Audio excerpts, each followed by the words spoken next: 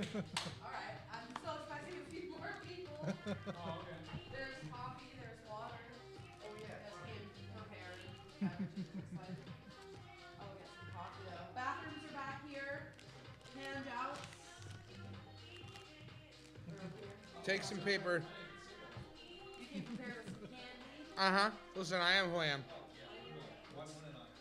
That's basically a lozenge.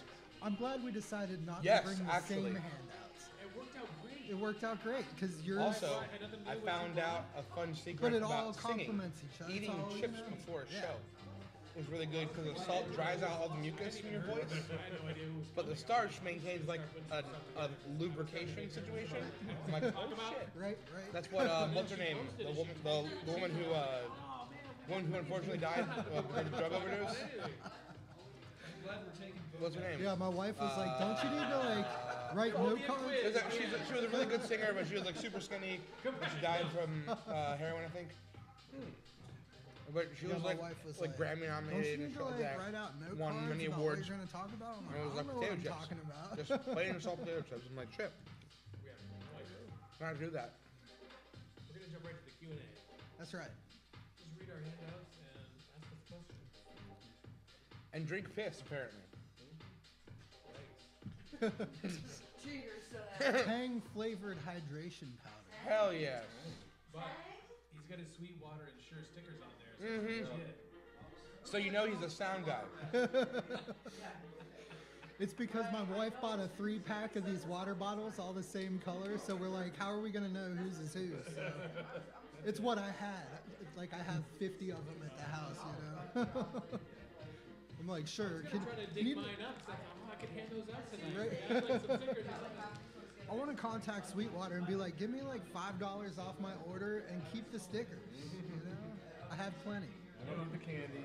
Actually, Yo, yeah, double up on the candy. I had to hit up the, you know how Base Pluckers has the new PA and lighting Yeah, store yeah. and they're trying to like sell this stuff. I was like, hey you guys, I'm doing this thing tonight and it would be awesome to promote what you're doing. Do you have any stickers or something that we can like, Yeah. and they never wrote back. Yeah. Pretty good collection of Part of it for last minute, I should have done it like a week ago, but Yeah, I haven't checked out the Sound and Light, but they have a lot of good bases there. I haven't been to the new space, but I know they're getting new stuff in all the time. So Oh, the Base Plucker thing? yeah, it's nice to have another local option for a year. Yeah, absolutely. Yeah. Absolutely. Well, when the store is all about bass and owned by a bass player, you know, like he's gonna carry some good stuff. And now it's like one-stop shopping on guitar. Yeah. I go to the drum shop all the time, but I don't go to the guitar shop. Right. Right. Smart idea to put him on that one. And I think, because I went there when Eddie sold guitar figures, and like moving that drum shop in there was really like, I don't think any of that was ever planned, but it was like a really good move. Right. And to be fair, like I've lost a couple of cables during Katie's gigs, and if I'm able to walk behind there, Right. it's like you get a patch cable, some wings. Well, I now go to that drum shop just because I want to support them. Oh, yeah. If I need to do sticks in the drum band, I'm like, I'm gonna give them my money. Yeah. Absolutely. Go on to Sweetwater. Yeah. Sweetwater has enough of my money. I like David over there. Is that the guy that set up your guitar? Yeah, he sold me a couple of guitars when he was at Finkelstein's. Yeah, I just saw him the other day. He forgot again. He's like, "Are you playing with again?" Yeah. David had a great time in the 80s, I think. Yeah. He's a nice guy, but he doesn't remember a lot. Yeah, that's cool. He's a King's X fan. Oh, all right. It's a, I guess they came into Finkelstein's because I guess they played the whiskey at one point in time way back in the day. Oh shit. It's like, that would have been awesome. Wow. I can't even imagine. There she is. Hey. all the way in the back. I found out today you're a drummer. You might But appreciate not this. outside, then you've gone too far. My son's drum teacher told him that Bernard Purdy is doing a clinic up in New Bern on December 16th. No way. $75 a ticket, which isn't terrible for an all day. I think it starts at Bernard Purdy. I guess he lives there now. Newburgh? Yeah, Okay, don't. but Want definitely some going goo? to that one. Because I told him my cover band, We used to play Rosanna with our old drummer, and he had that double shuffled like down. Our new drummer's like, I don't know about that. So I told my son about it. He's like, What's well, the date again? December 16th. I told him about it. He was listening to it, and you know, he's only been taking lessons like a year and a half, but he's sitting in there trying to do the ghost notes and stuff. Is it during the day or is it at night? I think it starts at 11. I'm not sure in the morning. Might be able to get up there and back. So that's something at night. But Yeah. But yeah, $75 to go hang out with Bernard Purdy and get some tips and tricks. and what's he doing in Newburgh? Where's he?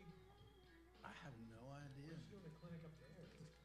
His Amy my Winehouse. son's that was teacher her name. said he. Oh, yeah, guess yeah, his- yeah. he I remembered. lives up there. So it's like, is it open space then? You know, Yeah. I didn't Because usually it's like a drum shop or a place that's particularly get on It's her train. it's at some community theater, Right. I believe, I is think where they're holding she it. became popular when I just wasn't paying attention Yeah. to modern music. Absolutely. And she wasn't on the stuff that I was listening to channels. Mm-hmm. And obviously I've had to play a couple of her songs, and I like her Tony Bennett stuff. Yeah. But I didn't know a whole lot about her. 414 Pollock Street. And I still Newburgh. really not like everybody else does. No, I don't know a whole lot about it either. I only know a couple of her songs, but like I'm What's your I do what's your number? I'll like send you a when link to there are that. like vocalists who give like their specific vocal stuff. 4614. And when I saw the interview, she mentioned eating potato chips before a show, and I was like, "You would think that'd be almost counterintuitive?" And she was like, "No, it dries out your throat." You sure your drum They teacher's really not all right? So I Fleming and looked it stuff up. I before was a show. like, no shit. Yeah. And I'm like, that makes so much sense.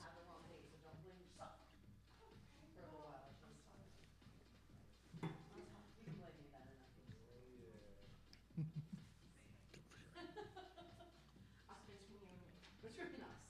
Well, there are some beautiful handouts up here. I'm gonna start at least with this. And some hello, my name is hello, my name are. Hello, my name are. Look at this table of stuff, you guys. There's about 10 grand worth of equipment on that table. What is going on over here? About $500 in cables. You bought yours on sale? Everything must go. Oh yeah. Donate to the things are in the phone. Right. I turned everything else on except your. Oh, FYI about the microphones, they are for the stream. So when you are talking into them and nothing seems to be loud, and when you're looking at someone talking to a microphone and nothing's loud, you're like, I thought these were sound, folks. Microphones aren't even working. The speaker's on! It's all a sham! It's live! Flip tables, just please remember that. This is for the stream and not necessarily for the room volume. So project, No, beautiful panelists. absolutely not. Hi, y'all. Welcome to the Not Patron projectile Poet. vomit. We're Sposie group tonight, as opposed to what it has been, and I'm excited because that means we can really get up close to all this stuff, but not too close, because there's a lot of cool gear up here. Thank you, panelists, for bringing in stuff and for sharing your knowledge today. We're going to start by going through our panel line. Panelists, tell us who you are and a little bit about what you do and why you want us to come discuss sounds things with us this evening. I'm your host, Celia Salem, by the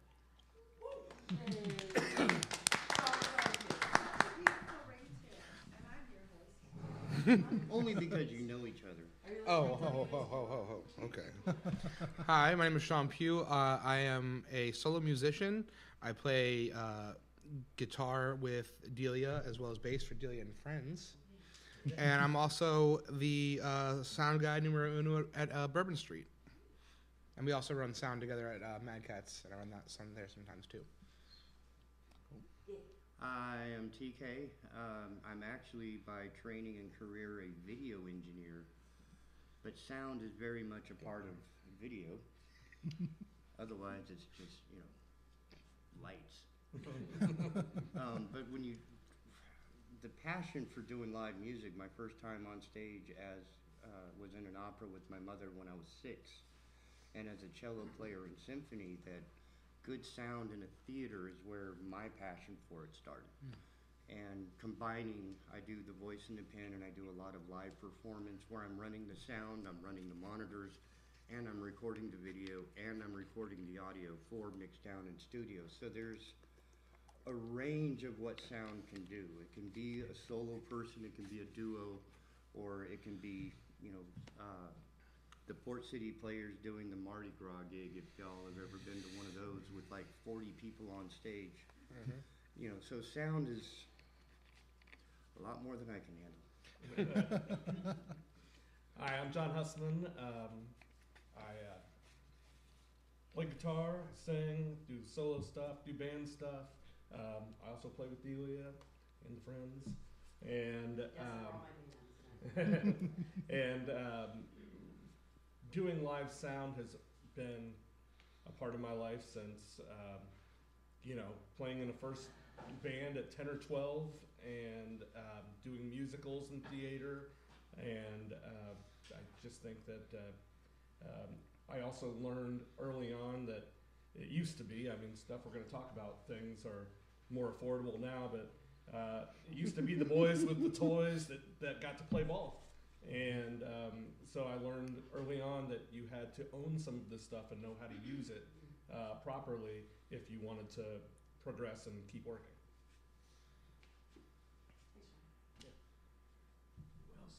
Well said. My name is JJ Street, and I play the drums in Delia and Friends. The whole band is up here. A lot of what I learned about sound came via experience, not from any formal training. But over time, I've learned myself into running sound for bands, for theatrical productions, and now I work for a company out of Nashville that does audio, video, and lighting installations, which is really fun work that I get to do.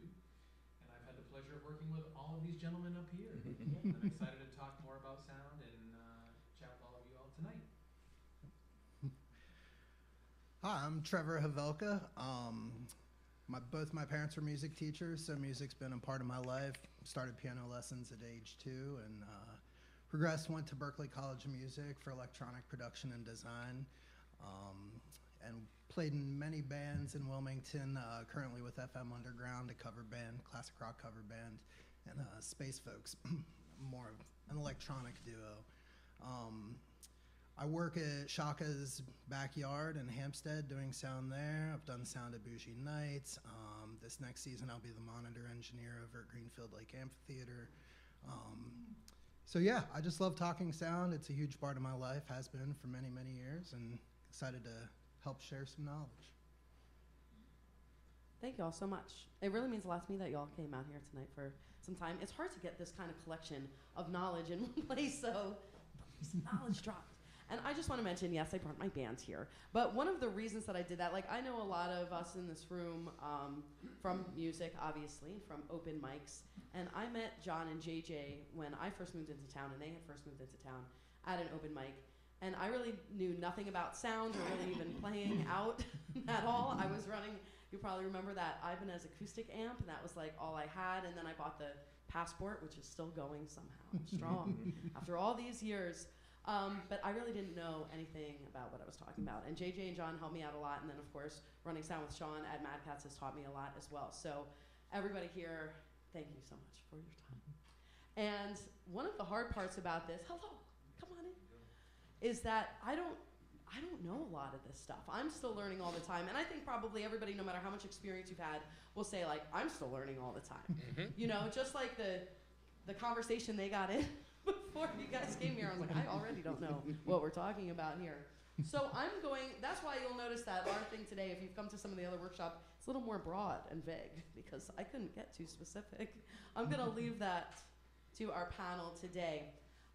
Thanks also for bringing handouts. JJ, you really made some beautiful handouts. And one thing I noticed that you started with is this like glossary of terms. And yeah, and that's so important because I think sometimes, especially if you're in a band and you're at a gig where you're not running sound, you're trying to talk to a sound guy or you're trying to explain things to your bandmate that runs sound, and you're like, it sounds weird, it sounds kind of odd, and they're like, what do you mean, how so? And you're like, I don't know, weird, man. This might help us kind of define a couple of terms, and maybe we can talk about some of those terminologies and how they relate to that. JJ, can you lead us through your glossary? We don't have to go through every one, but what's important? What's the most common stuff that It's all we important, need to Delia. know? Well, I was talking about this earlier with John, and I try not to get too deep in the weeds on the science of sound because that's not really what we're talking about. He said as he brought the diagram. I leave that to Trevor. He's gonna Did you bring the laser pointer? he's gonna get into the sciencey stuff. I'm gonna stick to the surface, but these are terms that I thought might come up if you're ever talking to a sound person or trying to diagnose a problem with a piece of equipment, and you're looking at the label and you're like, well, I don't know what that means. What does that mean? And so I can skim through this, and maybe if anyone has questions, we can go back Great. and some of those get answered. But so basically, let's see. So starting with active versus passive, like I think this is a very basic concept, but if you're not familiar, some speakers have power built in with an amplifier, some do not. They need external power. So that is on here. Attenuation is the reduction of a signal. A balanced versus unbalanced line is a XLR mic cable versus a 1/4-inch cable on an instrument. A bus would be something you might run your monitors off of, or some effects on a mixer. I also have some effects on here like chorus, delay.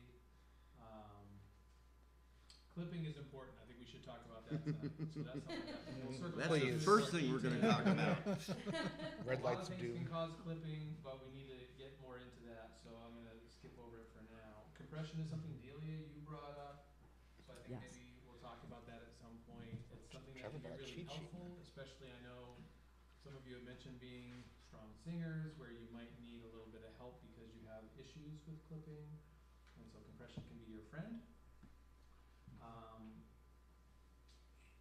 Let me just skip down through and see if there's anything else that we need to talk about in the moment. So EQ is something we should probably talk about. We play in a lot of different rooms in this town, and a lot of people play outside. So how you structure your gain and your EQ really changes from room to room. So that's something I think we should spend a little bit of time on and talk about how you set those settings on your mixer to get the best result, which can also affect your feedback. And so if you're having feedback problems, I think everyone's familiar with what that is, but not everyone is sure how to fix it when it happens. So yeah, we should probably talk about that. Yeah, we want That was only to talk 600. about that. And a lot of that flows back into gain. It's So the 1.8. gain is also Comes out something every we should go into detail, and you'll see on the flip side of the glossary list. I don't want to get too into the science, he said, bringing this to the work. Also diagrams. I just stole that off the internet. I didn't It's draw lovely. It. I didn't draw it today, but we should also probably talk a little bit more detail about gain. I'm gonna skip over a few things here. Phantom power. If you ever use condenser microphones, you might be familiar with this. So this is a way to power your microphones from your mixer. And yeah. Thank So you. we can go back and answer questions after, but. Indeed, and I think I wanted to just sort of talk about those first so that maybe and since it is kind of a smaller group, it's nice that we can get over here and maybe look at some of this stuff. Everybody arise. I don't know what type of systems y'all are running, and maybe, come on, y'all.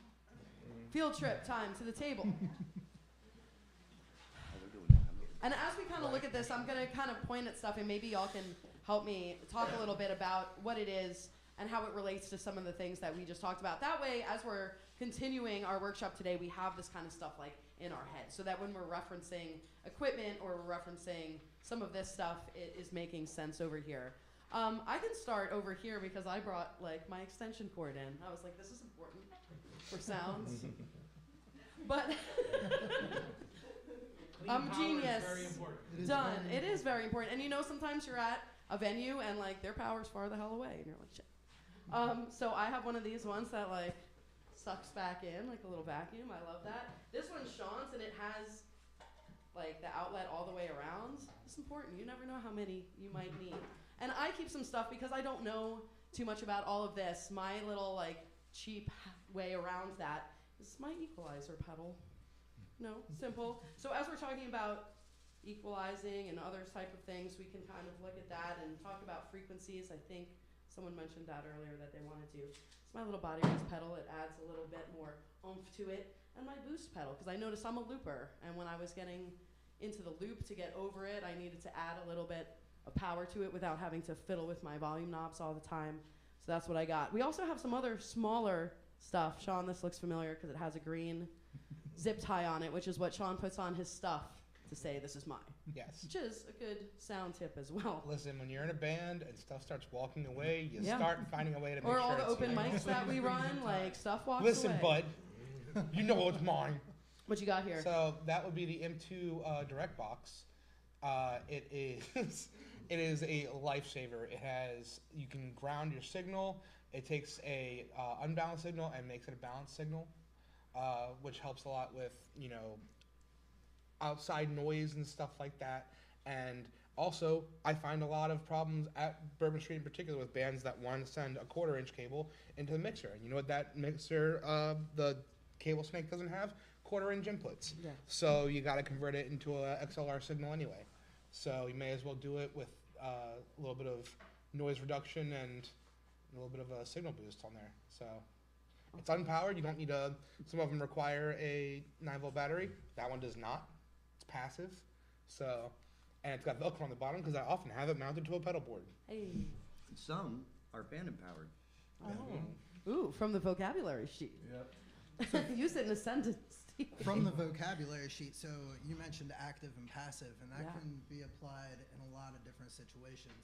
So I, as a bass player, have a bass that has a switch. So Yeah. passive means it's not going through any type of preamplification. Okay. Active means it is using a power source to provide some kind of amplification, such as the direct boxes can be active, passive. You mentioned the speakers, whether they're powered or not. Yep. Thanks, y'all. What's this and whose is it? That's mine. Okay, That what is is my in-ear monitor rig. Oh, So that actually has two pieces to it. It's got What's the, this the send and receiver, and then the headphones that you just picked up are the actual monitors. And it's USB rechargeable. It's the X5 system is fairly budget. They're not the most reliable on the planet. I'm sure everyone has had their host of issues with them, but I'm a big proprietor of if it works for me, I'm going to keep using it until it doesn't work.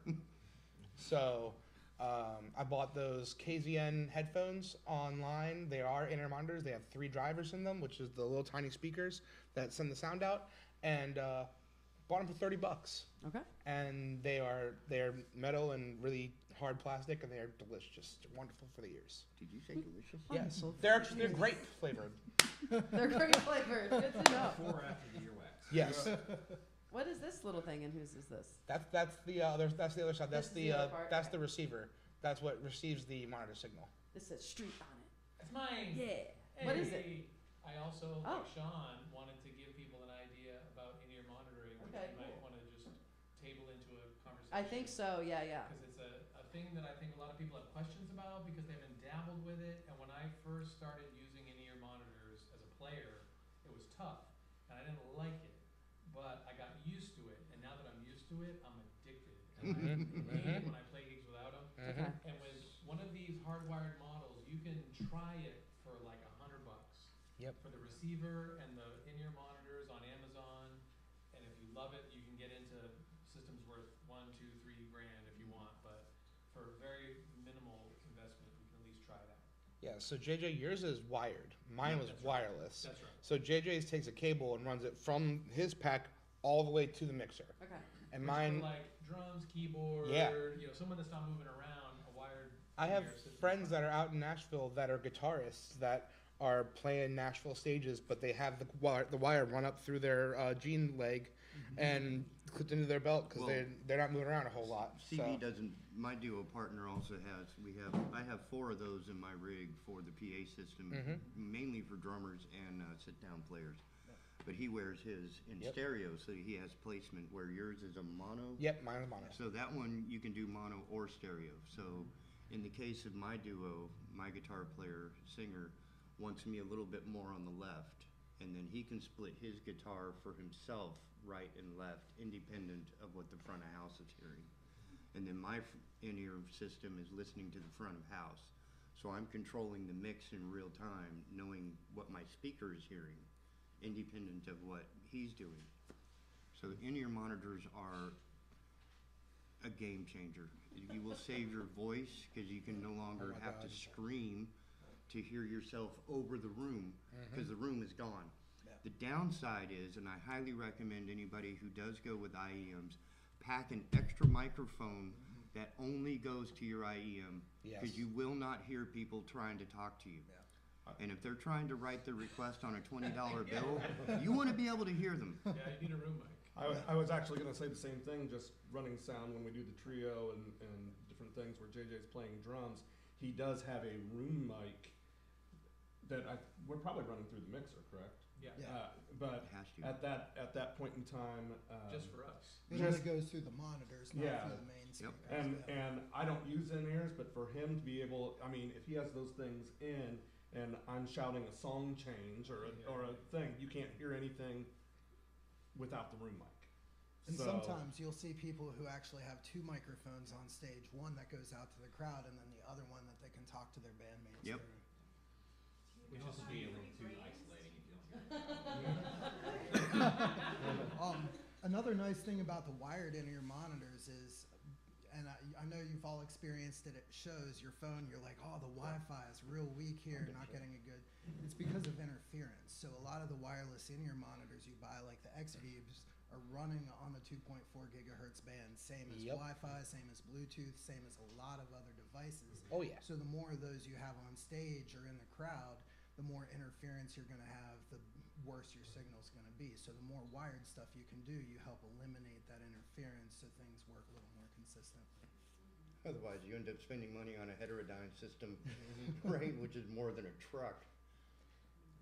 John, on a panel of people talking about in-ears, why don't you use them?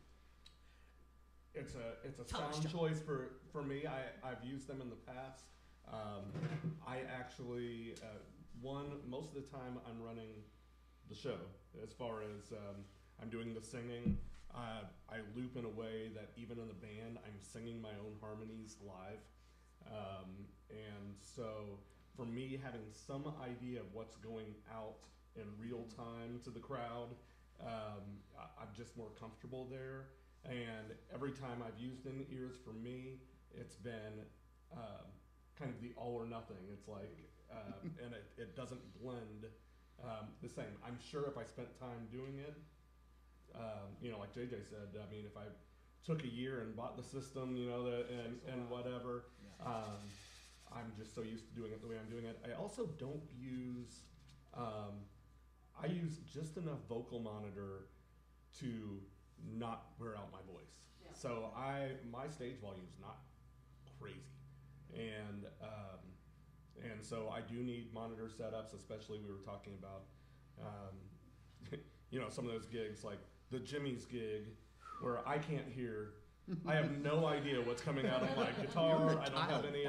Yeah, it is just loud, drunken 16-year-olds right here, and so like I would bring in a separate monitor for that show, just to be able to not strain my voice and not wear it out. But it mainly has to do with my looping, I think, and being able to blend that sound live.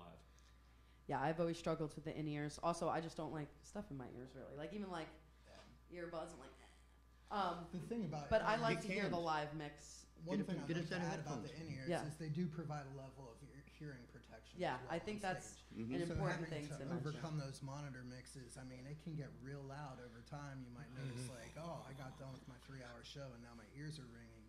So the in-ears, you can set your volume level to a comfortable space where you're not ruining your hearing. I got them for when I was playing with Jess yesterday because Devin is one of the loudest drummers on the planet. And we would play at Bourbon Street stage. And if you've ever been to Bourbon Street, if you're ever on stage, all you hear is drums. All you hear is cymbals clashing against the glass behind you and the snare bouncing off the walls because it's a little box sound cannon right there. And so I got them exclusively to save my hearing. But I will say over the course of a night, one of them inevitably pops out, and it's on purpose so I can hear whatever anyone else is doing on stage. Like, we were like, we're going to come back to that, but we couldn't. We No. had to talk about it now. But we'll come back to hearing yourself, because that's an important aspect. It sure is. Hot take, I just like a speaker behind me. Sorry, still like the speaker behind me.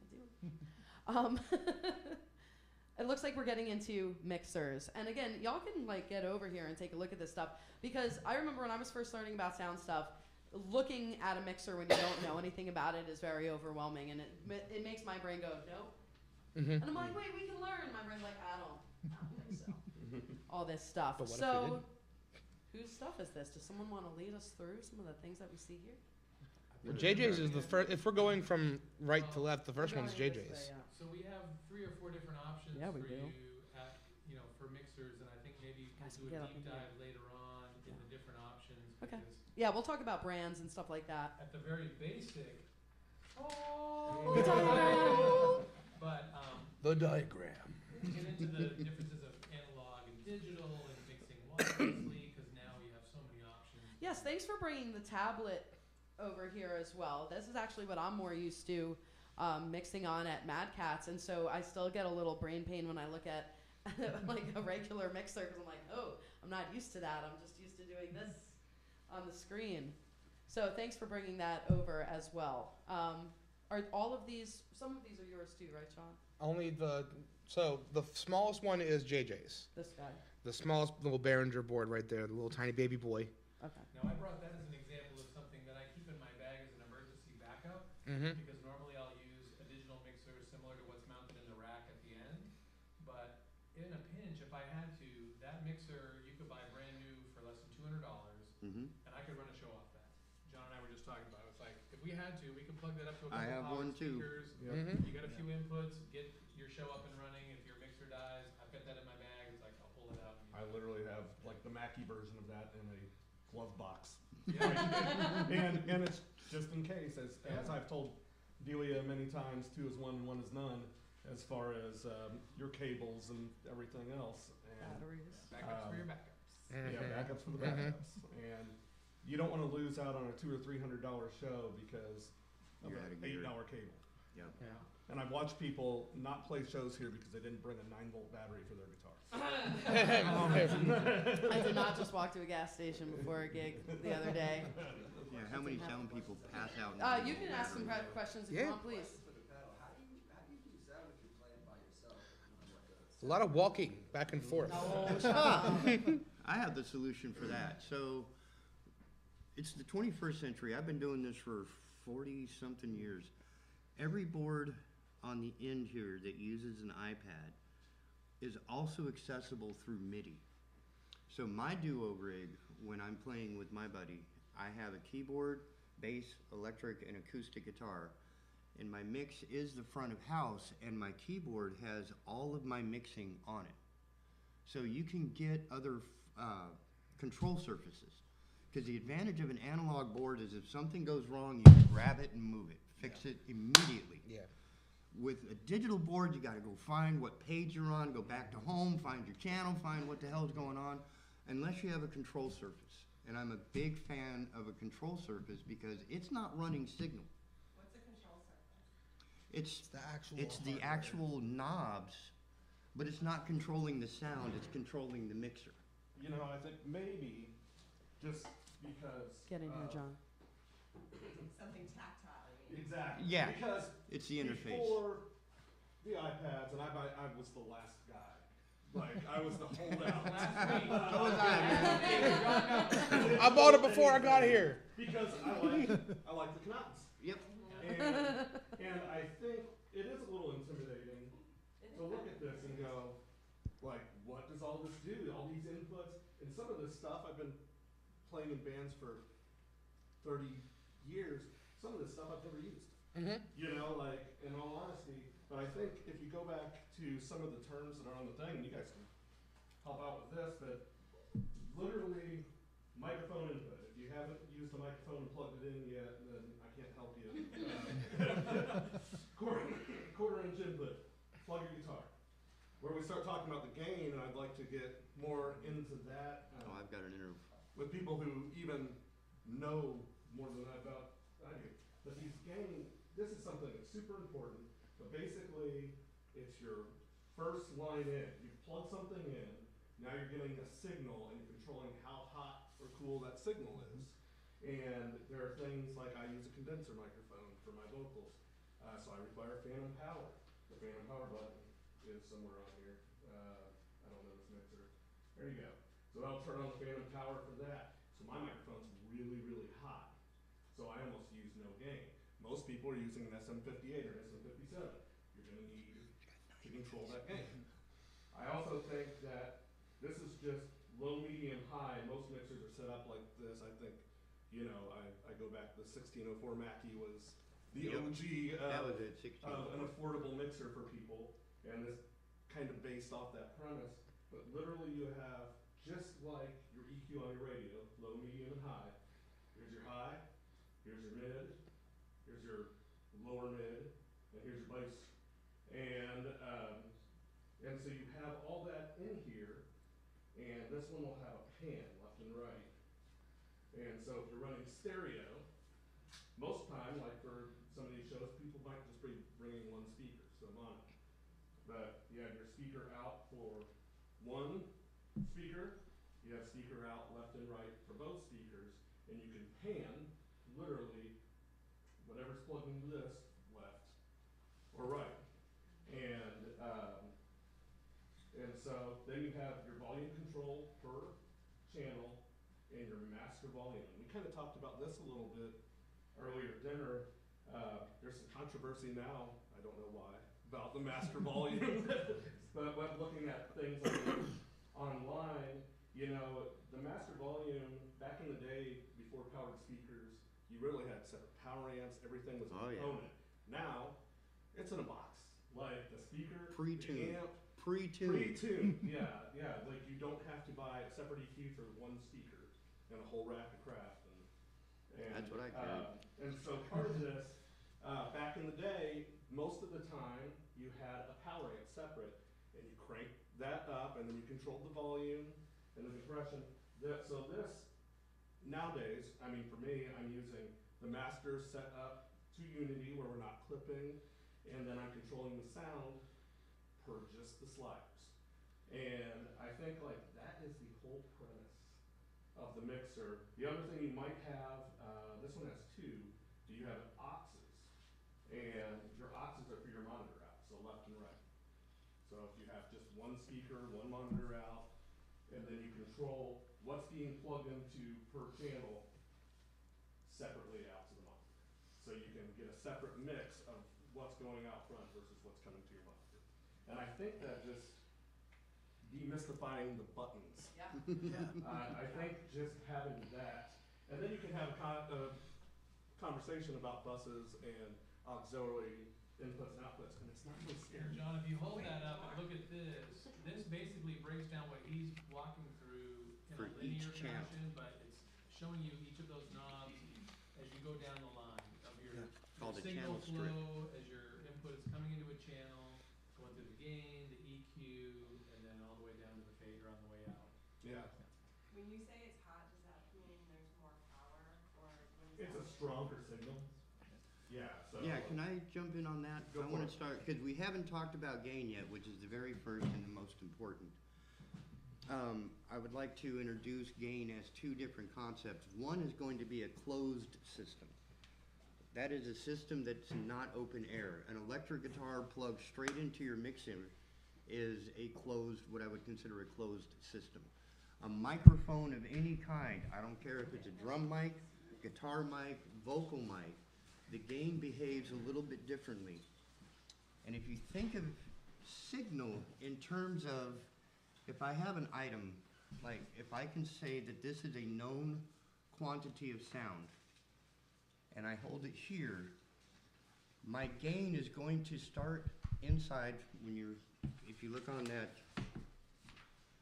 diagram, the input knob is going to be a left to right from minimum to maximum. If I know this is my known quantity, my gain will start at the lowest, almost at the cartridge. The more I increase the gain, the sensitivity looks for this point. If I turn the sensitivity up too far, this is my mouth, this is where I'm singing, and now my sensitivity is here, I can sing the same volume here and still get it picked up. The problem is, it's in a circular format. You're picking up everything around You're it, too. picking up everything. So when you set your gain, you want to set the gain for your loudest as close as you're going to be.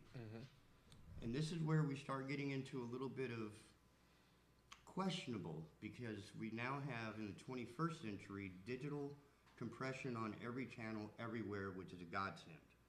On these analog boards, the compressors on them are not really musical. So the idea behind a gain structure is that whether you're playing a guitar or a vocal, you want to set your input gain. The very first knob is the most important. And you want them all, whether it's your drums, your guitar, your vocals, as close to a common point. And you would call that your reference zero. That's your unity. That's where you're going to start. You want that to be even and zero and clean. You don't want it to clip, and you don't want it to be too quiet.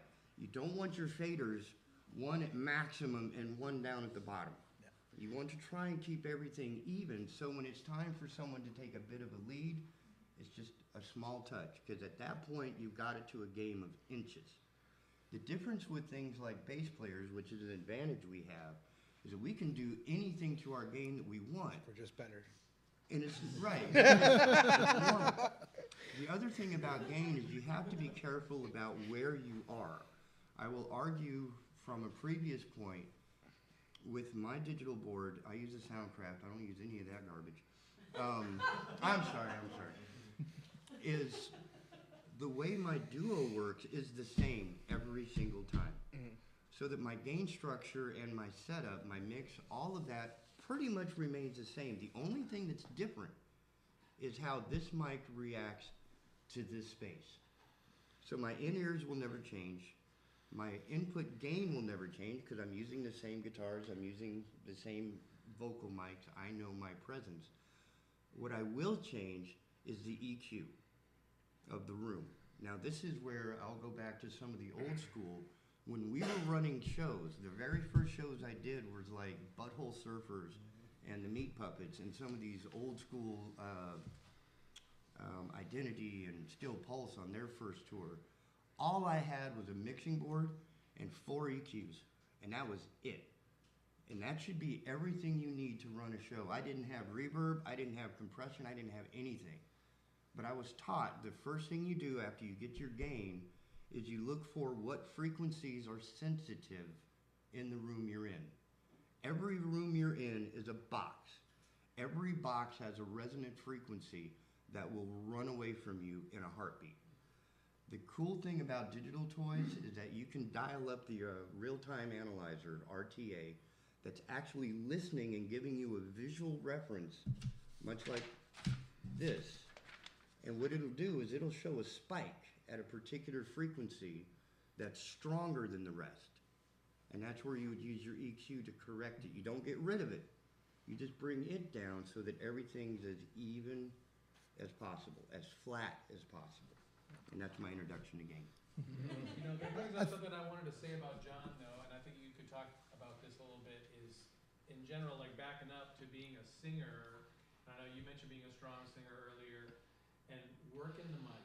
Let's just get back, before we even get into all the gear stuff, but I think you do a great job of this, and John's all over the map with how he's singing. But the distance that you are from the mic, which speaks into what you're talking about with the distance on the gain that's needed. Because the louder you sing, that point, still, his vocal point stays here. Yeah. So when he gets loud, he's back here, but that same volume point stays here. I also, that comes, a couple of things, not using in-ears for years, and I know my gear. The other thing is not, and we could go into hours and hours and hours of talking about what microphone you use. So many people just buy the SM58 off the shelf, and there is nothing wrong. These are great mics. It didn't work particularly well for the sound that I wanted. So I was blessed to always be around gear. I worked in a music store for a while, and I got to play around and see what microphone actually worked for me. I found out that a condenser mic was, because I have a high top end, a strong, loud top end, and I don't have a whole lot of low. There's not a lot of Barry White going on here. And so if I have to get a little damn baby on the mic, I need to be up on it to capture those lows. For high, most of the time, I can be 5 feet from the mic. And and I work that distance. And I'm kind of a set it and forget it guy. Like, I mean, that microphone, I get it to the point where it's not feeding back and it sounds clear. The a condenser mic in particular, I think, has a crisper, more airy top end. And so I can use that between the room and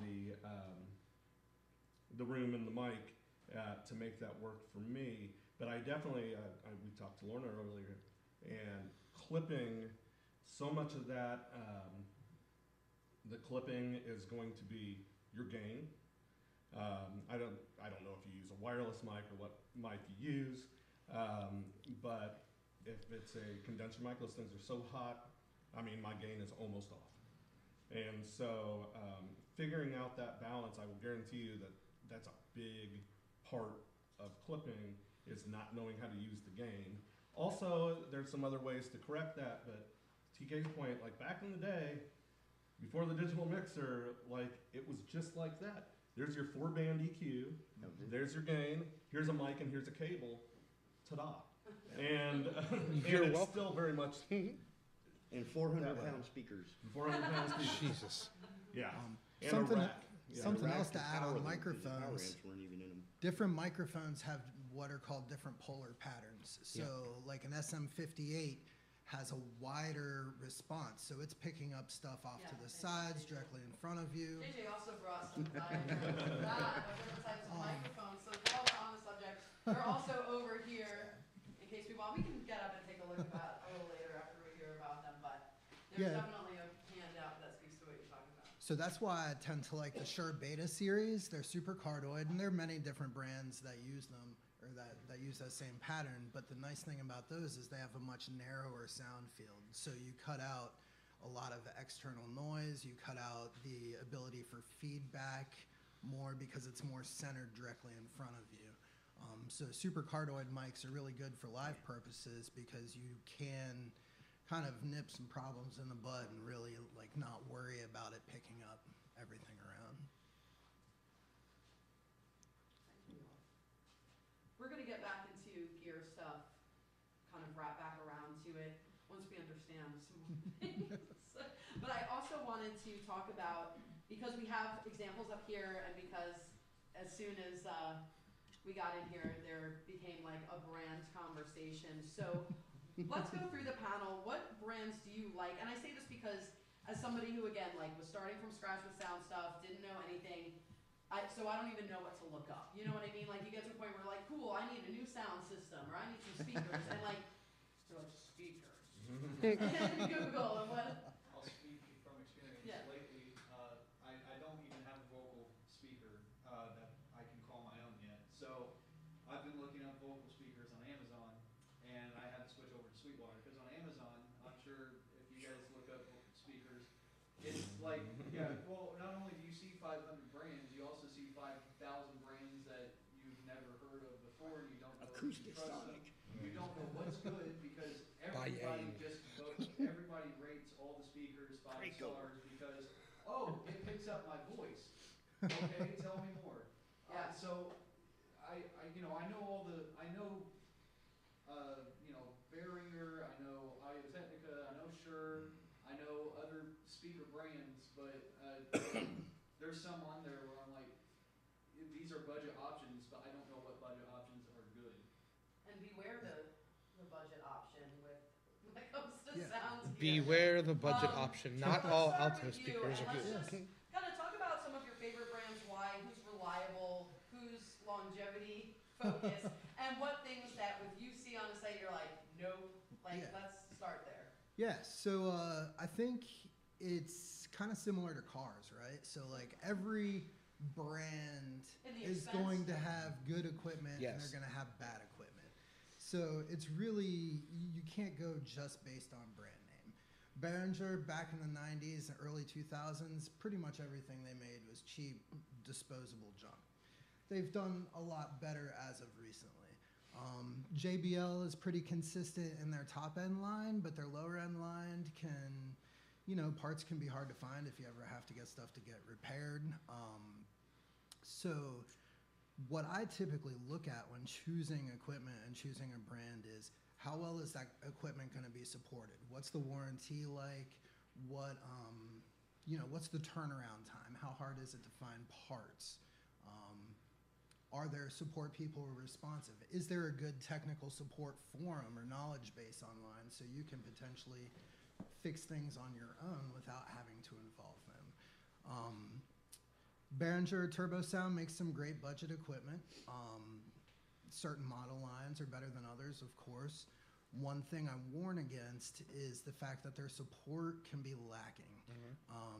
It's all based out of Germany from Music Tribe. To get parts, replacement parts, or to get things serviced can take a long time. So if you're not proficient in electronics and able to repair these things on your own, that's a consideration to make. I agree with you, like on the Amazon front, you're gonna find all of these options, and even some of them will make it look like it's a name brand, but really it's a knockoff. Sweetwater is a great resource to start at. Look at those reviews, look at what their offerings are, and then go out to different places and check your prices to see if you can find a better deal. I did switch over to Sweetwater to see, and I found that a lot of the stuff, more, like I said, I'm looking for more budget options, and as I'm sure a lot of us probably use. Yeah. So, and a lot of the budget stuff, like the very first things that I see are the Behringer options. So that's why I specifically brought them up. And the internet is a wealth of information. So there are lots of forums out there where people are talking music equipment, and you can go and read people's opinions and reviews and experiences on different things, because you can't just go by brand name. Some brands might be regarded as really good, but some model lines in that might not be so. So definitely read your reviews, read what other people, and if you have the chance, find somebody who already owns some of it and talk to them, use it, try it out, see if you like it. Speakers, particularly, everybody's got different ears. So like to me, EV speakers sound really super harsh in the mid-range. That's why I like my turbo sounds, because they sound a little more flat to me. But there are some people who much prefer the sound of EVs. So really it all is based on your ears and what you find sounds good to you. Because we're all musicians, we all have hearing damage. Well, I just want to reiterate that point because we talk about this a lot. Sean and I, we're going to talk, obviously there's a lot of information here and there's a lot of it seems very technical and, okay, once I figure out how to sound, I'm going to know how to do it. And it's really kind of not like that. It's really experimenting and it's really listening. And you can say, okay, all of my things are flat across the board and everything looks nice, but does it sound good? So that will always be the most important part, is listening and experimenting and saying, does it sound good? Yeah. So thanks for bringing that up, because I think it's an underrated thing. JJ, do you have some top brands that you are a fan of, or some that you say absolutely not to? Yeah, I have to laugh because, I think I'm down with everything Trevor just said, and I laugh when TK was talking about all the garbage on the table, because half of it's mine. And I've used half of it. And that's my point, which is I would agree. And the Behringer stuff, it might be discount, but you're dealing with a budget, right? So you can only afford what you can afford. So one of my favorite brands is Yamaha. Now Yamaha makes really top level stuff. It's well built. Their service is fantastic, and you're gonna pay for it. It's not cheap. So when I can afford it, I'm gonna buy their stuff. But if I need an in-ear system and Behringer sells me that little box over there for $50, that's what I'm gonna buy. And I've been using that thing for 2 or 3 years on gigs. I take care of it. I keep it in a case. I don't abuse it, and it's still working. And if you buy that budget piece of equipment, then you can use it to make your money to save up for something that's better quality, right? Absolutely. If you take care of your stuff, the budget gear can get you by, and it may not sound as good, but if that's what you got, and it's like a car, it's like a wine, you get what you pay for. So the more you spend, the more you're gonna get. But I guess I would say in the middle, there's all these other brands that we can, argue all day, but like you said, it's all personal preference. You might look at those reviews and those things online to see what the service is like, what replacement parts would be like.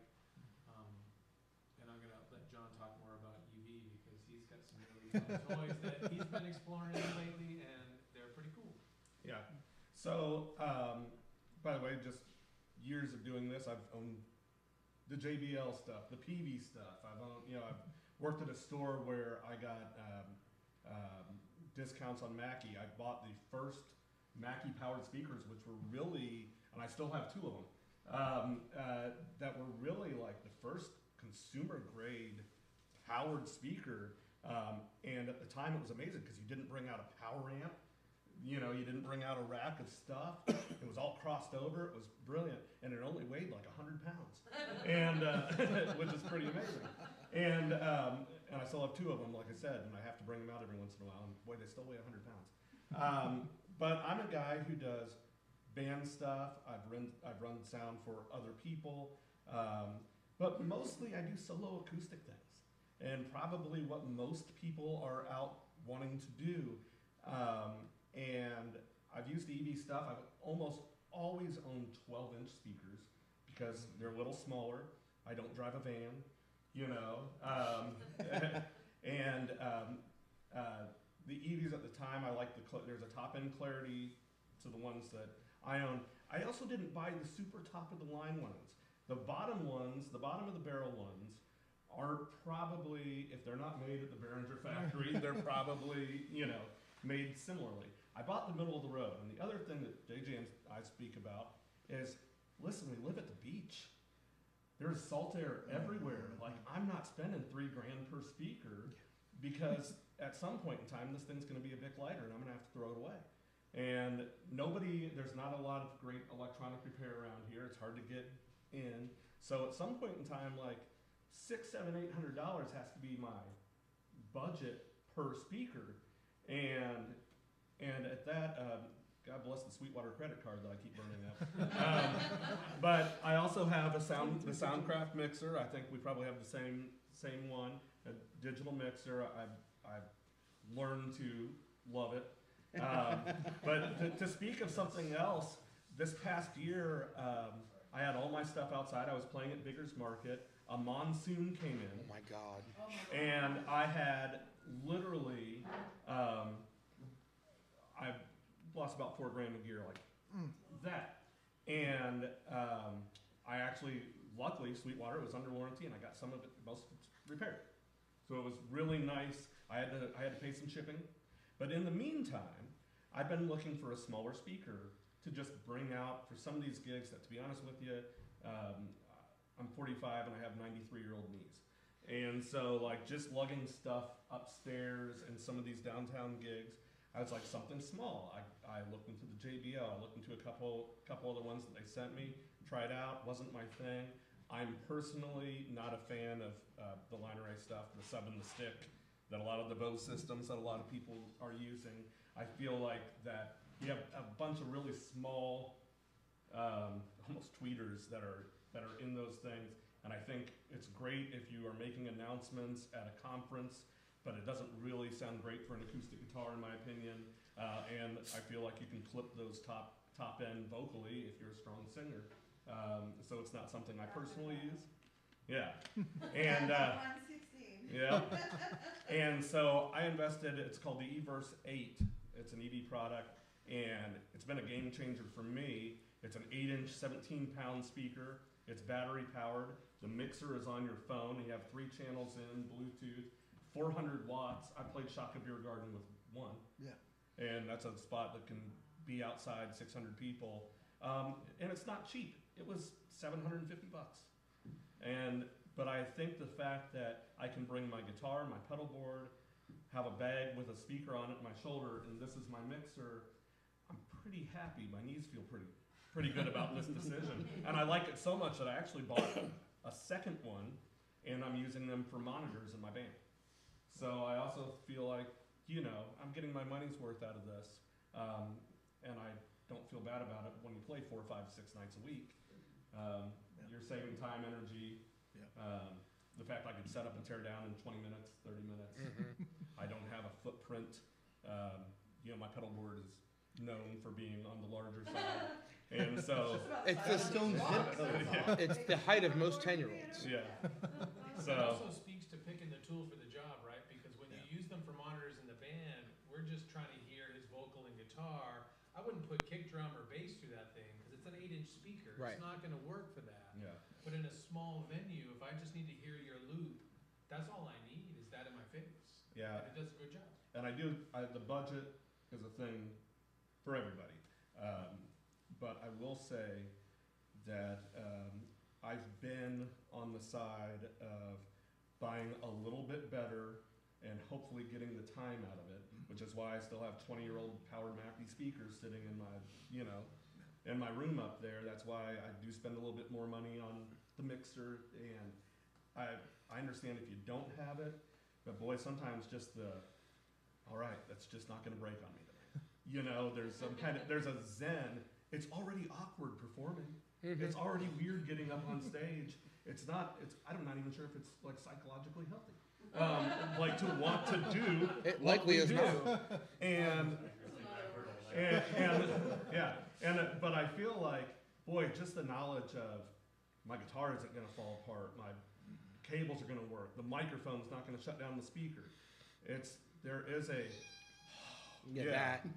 a little bit of relief. And to build off your earlier point, if you spend $750 on a speaker that's going to last you 5 years, it's better than spending $600 on a speaker that's going to last you 2, because over that 5-year span, you're going to end up spending twice the money. So it's better to save up and buy the more durable, long-term solution. Joke's on you guys. I bought a $350 speaker, and it's lasted me for 10 years. I was gonna say, if I And you're save jinxing. money- Exactly. And it's broken right now. JJ was with me once when I had bought a kind of cheapish guitar, and we went to plug it in. We were at Loggerheads of all places, Oof. and the connector went right in. The input just went right into the guitar. It was like jingle jangle. I was like, look, so we got my acoustic pickup and threw it in there. It was not good. TK, do you have brands that you prefer? You have opinions. Oh, You I know have that, opinions. so- TK said when he came in here, I'm going to be Oh, the man. least likable person here Yes, tonight. he Yep, was like, I already am making the fun of asshole Sean's in the stuff, room. too. I am the elite bitch. Yes, you are, TK. I I had need the it on a shirt, TK. I am the elite bitch. Yes. well, that's what the Mountain Dew represents. I had the advantage of working with some amazing people from childhood, college, etc. And I worked with a lot of equipment that came from, huge sources, equipment that none of us in this room will ever own, use, or need. But to see it in action and to talk to these guys, I ran cable voluntarily for hundreds of hours over years just to ask these guys, what does that knob do? What does this knob do? And the two pieces of advice that every one of these guys told me that was consistent was, one, don't buy the bullshit. When you I have Sweetwater catalogs coming to me, twice a month now? And there are articles on the latest, coolest, look what this thing can do. No. What you want to read, RTFM. Read the fucking manual. And I don't mean to be clear about this, but if you want to know what that gear is going to do, the article is not going to tell you. The article is going to accentuate the cool things, like it's got Bluetooth, or you can do this, or it shoots you to Mars in 30 minutes. No. The two questions that you need to ask yourself before you look at the gear is, what do I want it to do? Not just now, but in 10 years. The system, the PA system, I run sound for bands. The PA system speakers that I'm using are now 15 years old, and they only look a little scuffed because I am an elite bitch. They are all in pads. They are all in cases. I carry them like little babies because I want them to outlast me. And they sound phenomenal. They're $750 a box. They're Mackies. They're right in between the cheap garbage and the really expensive stuff. Because as we were discussing before, and this is just the speakers, as we were discussing before, most of the components of your equipment is all made by the same people. For example, the VSLI that handles the very large scale integrated circuit chips, those that run your sound and digital boards is one chip number. You can order that chip and drop it into your own PC board and make your own audio whatever you want. So the components are not necessarily the thing. For me, when I started looking at the manuals, I read the manuals for Personas, for Mackie, for all of these cats, and I settled on sound. Because I can't afford a Midas, I can't afford all these $20,000, $30,000 boards. But I bought a Soundcraft when I was a kid. Rush started their tours in Albuquerque, New Mexico, and I got to work a couple of these shows, and they brought Soundcraft. And their opinion was the British preamps, the very first knob, you want to be as clean and clear and transparent as possible. And if you sit there with headphones and listen, like I got to do in a music store, you can listen to each board. And you can plug into one board and hear wind. Just. In the case of some of these boards, I have one right there, so I will talk about that board. Yeah, we actually have the same board. The same boards. The cheaper boards make noise. But if you're in a bar, you already have what's known as a noise floor. The clinking of glasses, people farting, talking, whatever is going on, that your music is above that. So if you have a noise floor of your own that's not exceeding what the room is doing, nobody's going to notice at all. For me, the turning point, or the decision point for me to buy the Soundcraft I did was twofold. One, I knew Soundcraft, and I knew that their preamps were going to be beautiful. I was going to pay for it. The second thing is in the only real difference between any of those digital mixers is the software.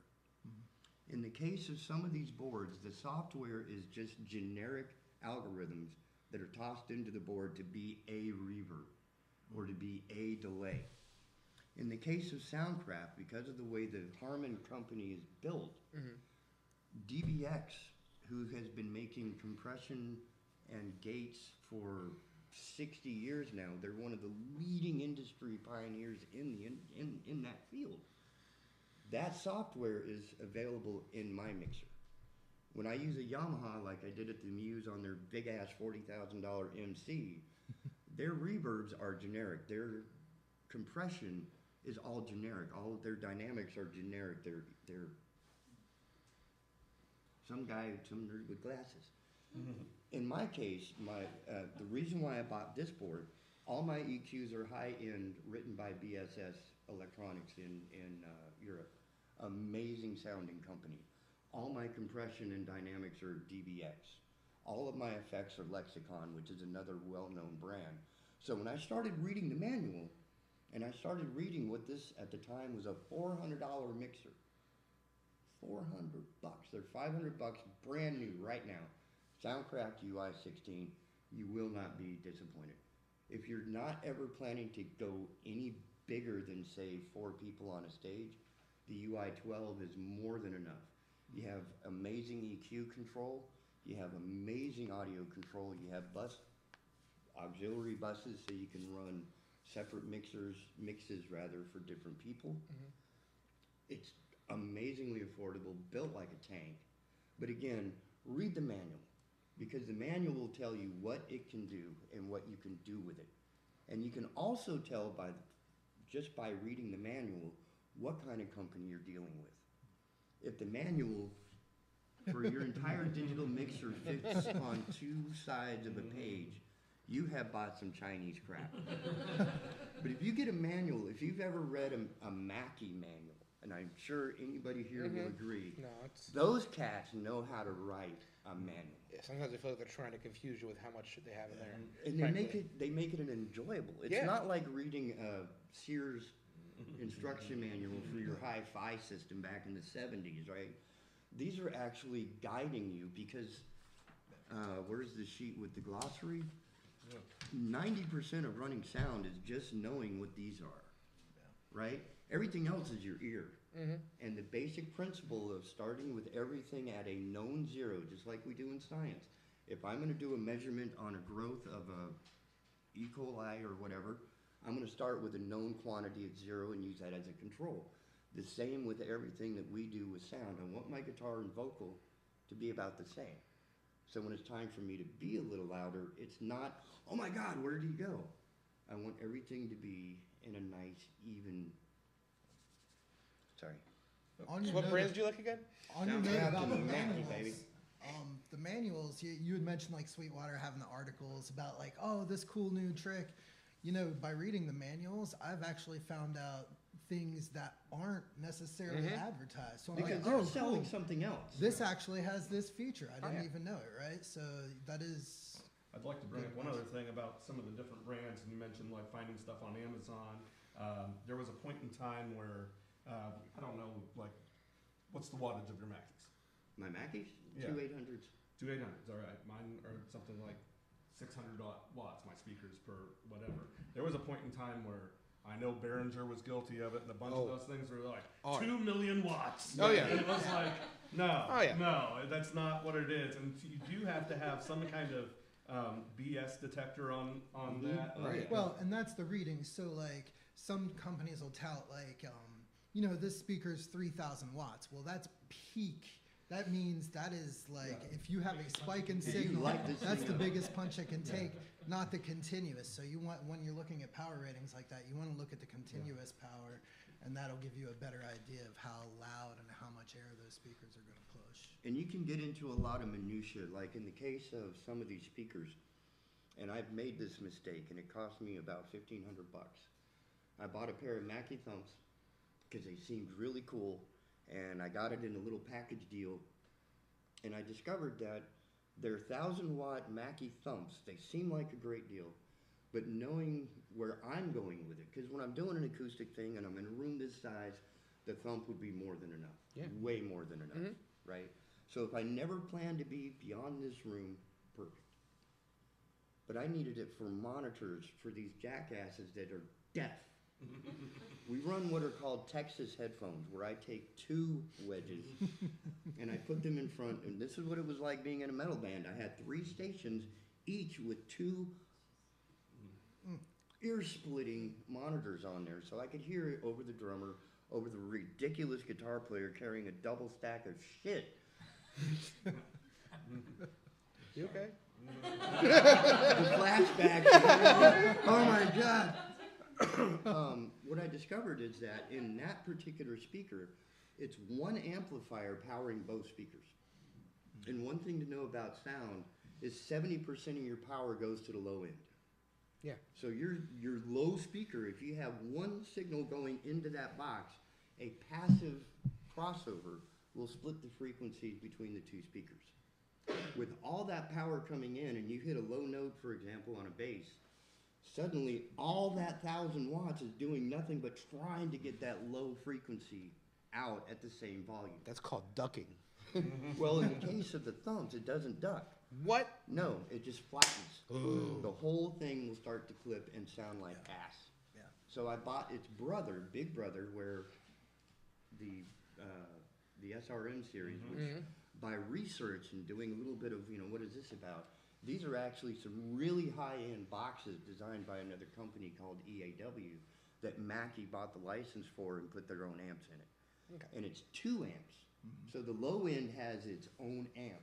So the high end never gets compromised when it gets overloaded. And When the you SR look at the instruction manual, they'll call that bi-amping. Yeah. So 2 amps. The SRM series of Mackies are what I still have sitting up there that I bought 20 Love years those ago. things. So- That tower, interesting enough, is the SRM Flex by Mackie. The only thing I don't, and the JBLs, Johnny Acoustic had one. Get in the weeds. I just hate snapping them together like Listen, Legos. I agree wholeheartedly. I just knew you had an opinion about it. And the other thing, when you buy equipment, this is Get me, over guys. here. Do not buy socks. Okay? Buy something that's going to fucking survive. Right? And if you're gonna buy boxes, they sell Pelicans, they sell Anvils, and I bought them before. They're $3,000, $4,000, $7,000, $300, $700. These things you can get at Home Depot for $30. Yeah. Right? What you're saying Get you is a I glue should be gun. carrying my gear in an American Tourister. Actually, the cameras in my other camera bag is actually a Swiss Army suitcase. Yeah. You would be happy to see where I carry my stuff. Sean, you've had shit talked on not only your stuff, but your cases as All my well. cases. Listen, Just as a last word on brands, do you want to defend your Behringer equipment? I Absolutely do. Buy what you want. I bought the Behringer DR112 DSP 12-inch speaker, supposedly 1,200 watts. It's not, because again, Behringer upsells its wattage. But downhill with a tailwind. But I have never had a problem with that speaker. It has Bluetooth built into it, which is what I need if I have to run, if I have to do songs like off my phone in between sets. It has its own EQ built into it, which it didn't advertise for. I was like, ooh, what a fancy bonus. It can go between main and monitor style sound. It just has a switch on it. So it's a flatter EQ curve for monitors than it is for mains. And I love that speaker, and I'll probably never get rid of it. And I've had it since 2016. So there. But are there better speakers? Absolutely. I paid $350 for it. Of course there are better speakers. And I'm not going to say that there aren't. I'm just going to say I take care of my gear. I take it and I spray it out with compressed air. I'll do contact cleaner, which is something that everyone should be investing in if you plug anything into anything ever. I am not as good about it as I should be. But taking care of your gear is the biggest thing when it comes to anything. I have a JBL subwoofer now, which is a cool upgrade for me. It also claims 1,500 watts. LOL. It's not, but it's more than enough for the Sea-Witch. Yeah. And that's all that matters to me. I keep that with its padded covering on it at all times. So if you can get covers for your stuff, get covers for your stuff. Yeah. Get the warranty for your stuff. Mm-hmm. Buy what works for you. And if you don't know what works for you, go out and find what works for you. When I first started playing solo, I had a powered mixer that looked like every guitar amp ever. It was, I think it was a Soundcraft, interestingly enough. Since you're such a Soundcraft guy. But it looked like a PV amp head. And I had two Yamaha like CR112 passive mains that weighed more than I do. But they lasted forever. I gave them back to my dad because I didn't want them anymore because all of my equipment was louder and less heavy. But if I could have upgraded my powered mixer to a certain point, I would have instead of doing that because they sounded great.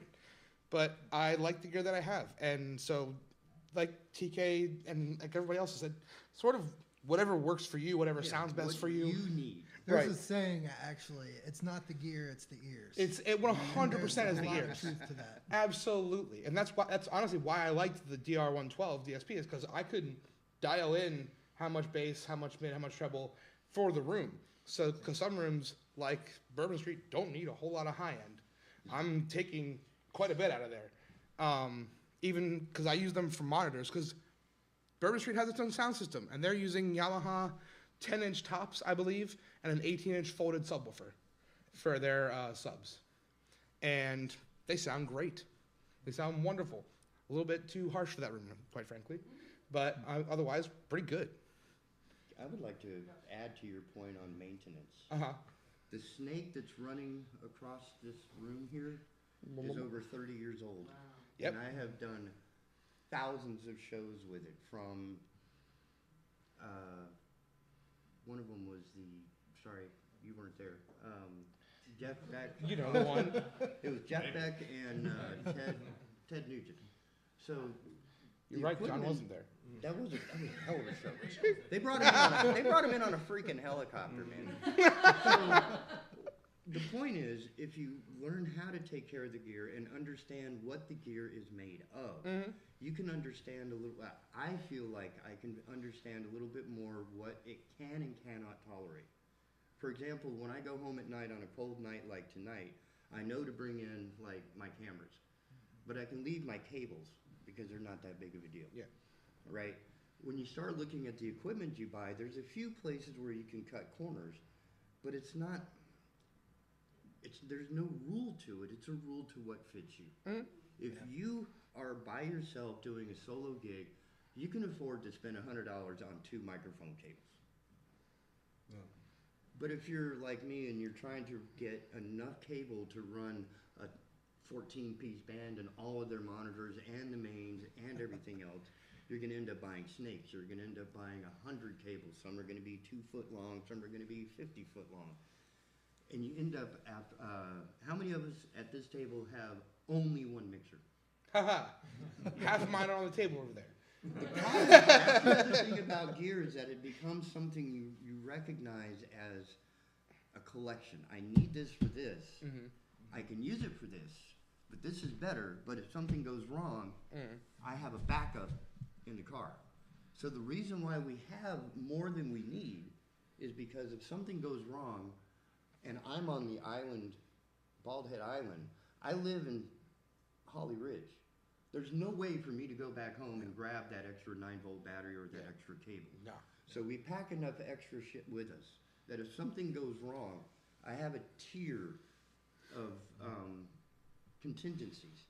That if it goes down to the bare wire, I can run everything I need off of 3 batteries and a rechargeable speaker. I believe it's the John Husband rule of 2 is 1 and 1 is none. Yep. That's military too, I think. Mm-hmm. Before we move on to our kind of setting the room and applying all of the stuff that we're talking about with this equipment, I just want to speak as someone who doesn't know that much, but does play like 6 nights a week and does not own a mixer. This is my Fender Passport. You do own a mixer. It's built into the system. Okay, it's built into the system. That's why I wanted to show it to y'all. So first of all, everybody's talking about like heavy stuff, and this is everything that I bring. Because the speaker's hot. Stop lying. You have guns. You lift. These are my speakers. I mean, They have a thing for the stands on the bottom, and yes, the mixer is built in. So I don't have as much control as all of this stuff will give you. But again, like we're talking about, I'm playing most of the time solo. A lot of times now with the duo, we've run the band off of this system. Many times I've run almost all of my open mics off of this system, and this thing is a good 8 years old now, I guess. One of these speakers fell off a parade float during a Azalea festival and survived. So And it's only got 1 dead channel. yeah, Dad, it How many works total channels? sometimes. Out of 4. Now, the reason that I don't need something separate because this has just enough control. Volume, treble, bass, and a little reverb. For my vocals. My biggest complaints about this, somebody was talking about the dual connections. I don't know which one you guys were looking at. I think it was this one.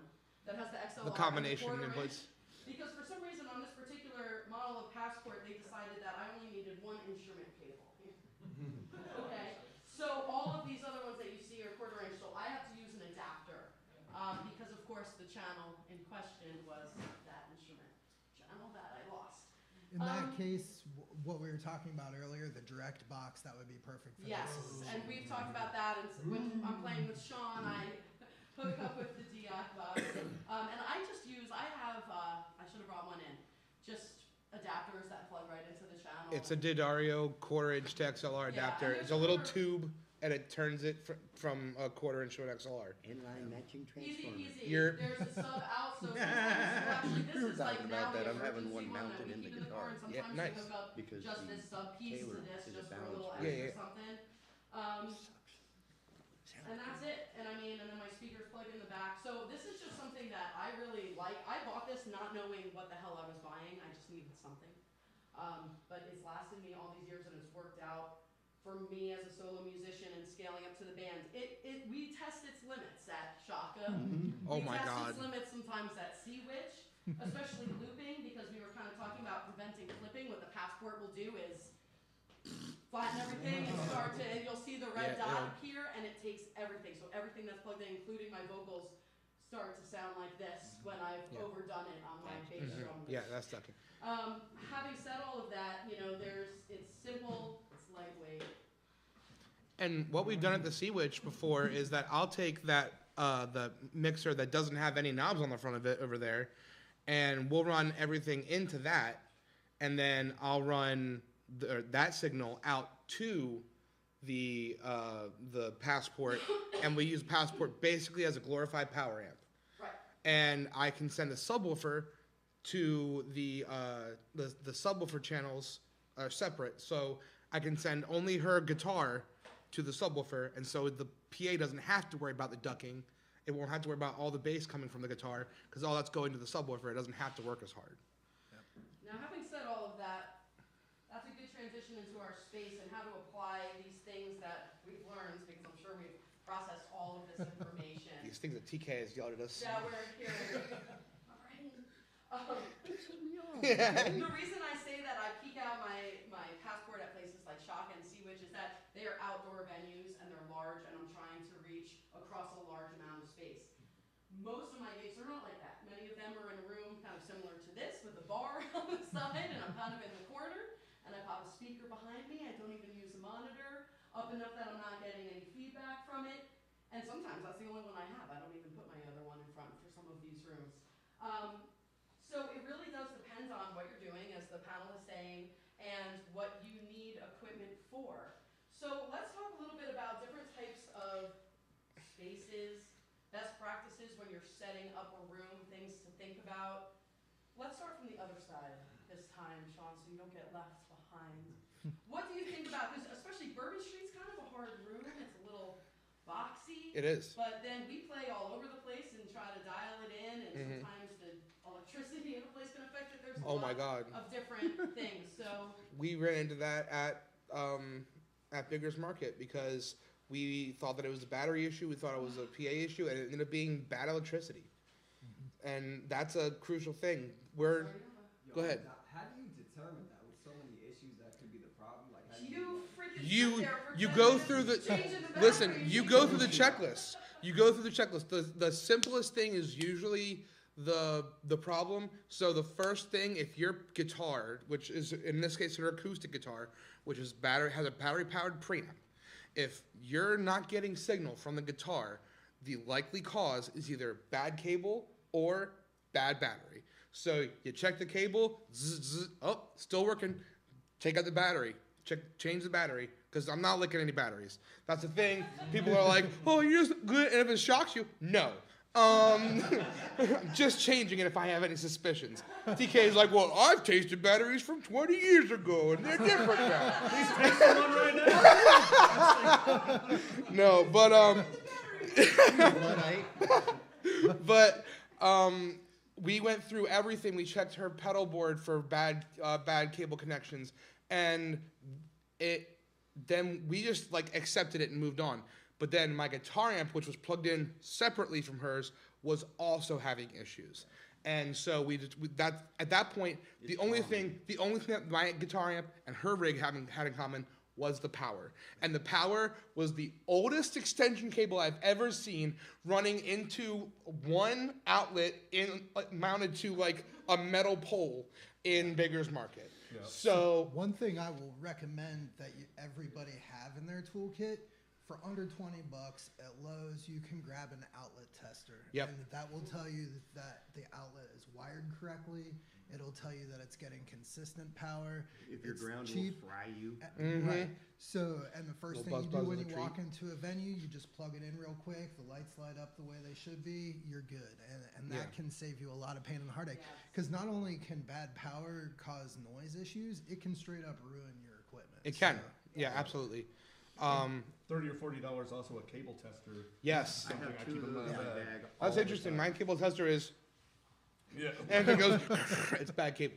But no, absolutely is. Absolutely is right.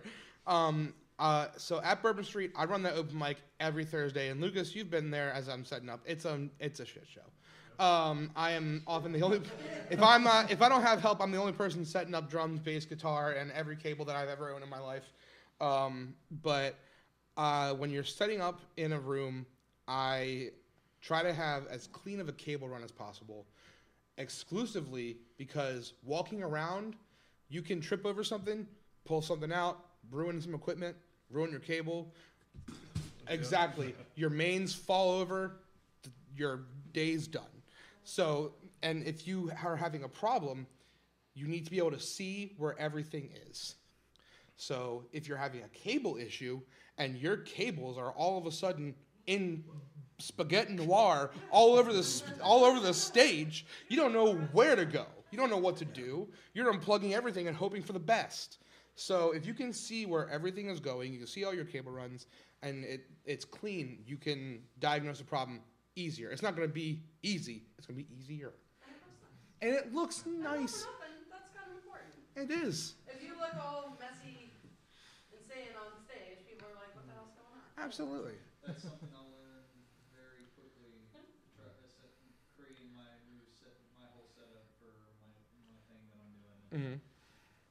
Cable management, not only for computers is very important, but also for your setup is very important. So Uh-huh. you know what is where. Always come up.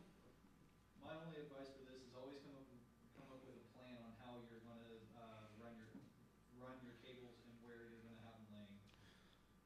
Well, I mean, yeah.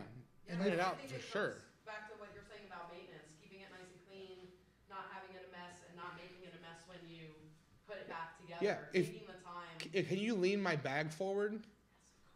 Oh, I saw it. Uh-huh. So I rainborganized my cables. Yeah. heavy. It is. Deal with it. You can lift. I am a fan of things. I haven't been lifting 100 pounds. Yeah.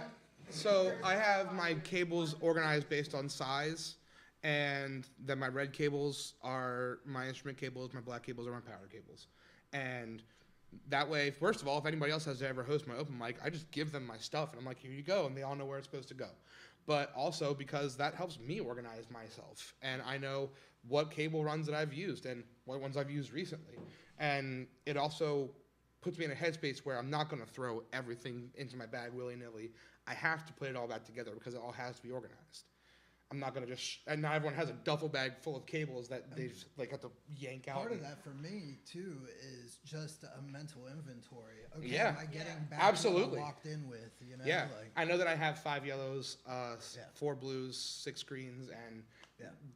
right. Another thing about cable management, if you ever do like double bill with another act and they're using your stuff, if your cables aren't managed appropriately and somebody trips and falls, that's a liability issue. Yep. So like for me, when I'm running sound for people, I need to make sure I either have cable ramps to cover the cables that are exposed or have them laid out in such a way to minimize those tripping hazards because nobody wants to get hit with a Right. lawsuit. And that's what I do at the Bourbon Street Open Mic and at Mad Cats, is I try to run everything either as close to the stage as possible or behind or under the cable ramps that they have in the front of the stage, so that no one has to be walking over the cables, stepping on the cables, rolling things over the cables.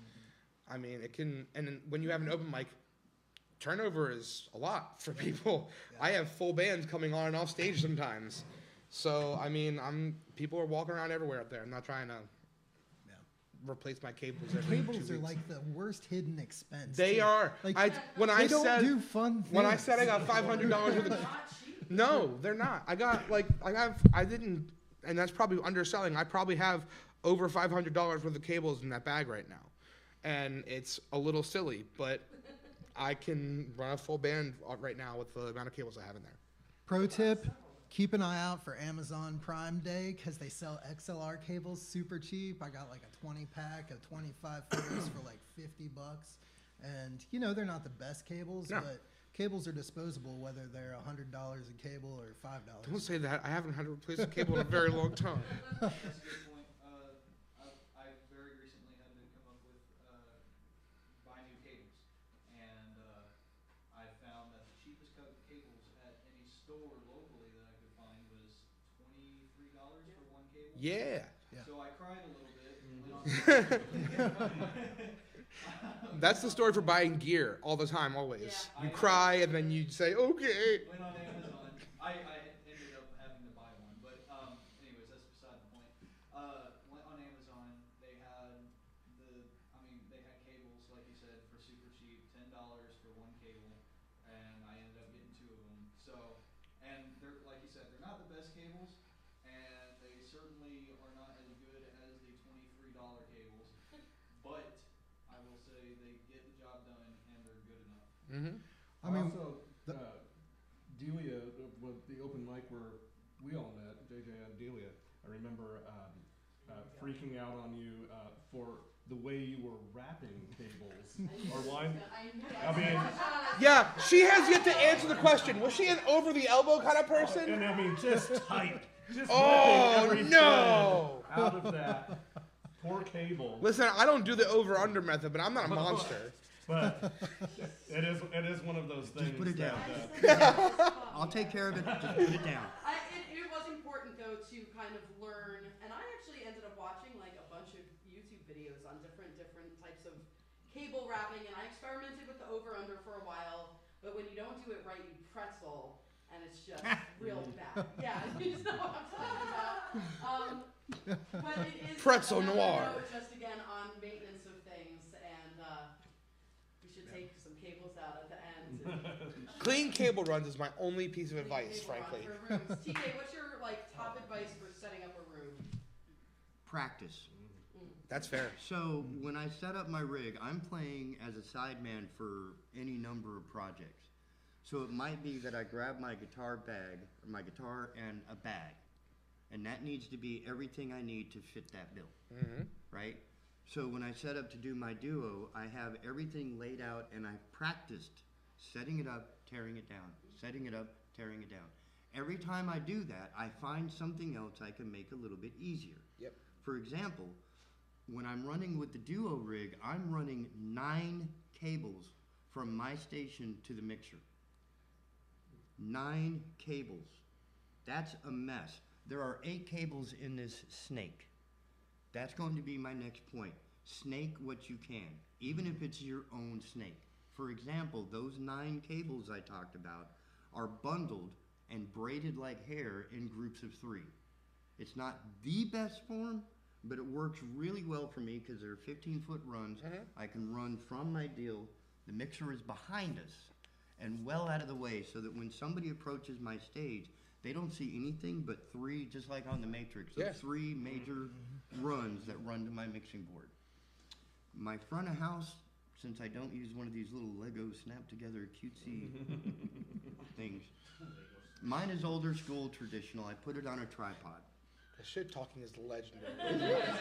It only comes with age, man. And the Mountain Dew jacket. Yep. Yeah, that's Is that something you set up as the act? I thought that was like you're bringing the speaker for the front of the house. Most Oh, yeah. venues Oh, don't yeah. have their own sound Oh, yeah. systems. and I even know, with this is a great point to mention. One of the reasons why we're going through so much equipment is that like places like we run the open mic at Mad Cats, we have a house system. Bourbon Street has a house system. If you're booking and you're not sure, you're gonna want to ask what equipment Call you have, ahead because always. 9 times out of 10, they do not have equipment. You're bringing it. Yes. I could just share a Facebook. I did an hour for Frank Grant. He hooked it up. And Yeah, I didn't bring. I'm used to playing open mics. I didn't bring anything, and then he left with all the shit, and I was like, oh fuck. Hook it up. But yeah, I'm just trying to avoid that again. It was very. No, absolutely. Yes, it's a great point because that's happened many times. I've been there when Sean's received a call about certain equipment at Bourbon Street that people didn't bring a certain cable or a microphone or whatever because they see stuff at the open mic, they assume that's everything. That's Sean's stuff.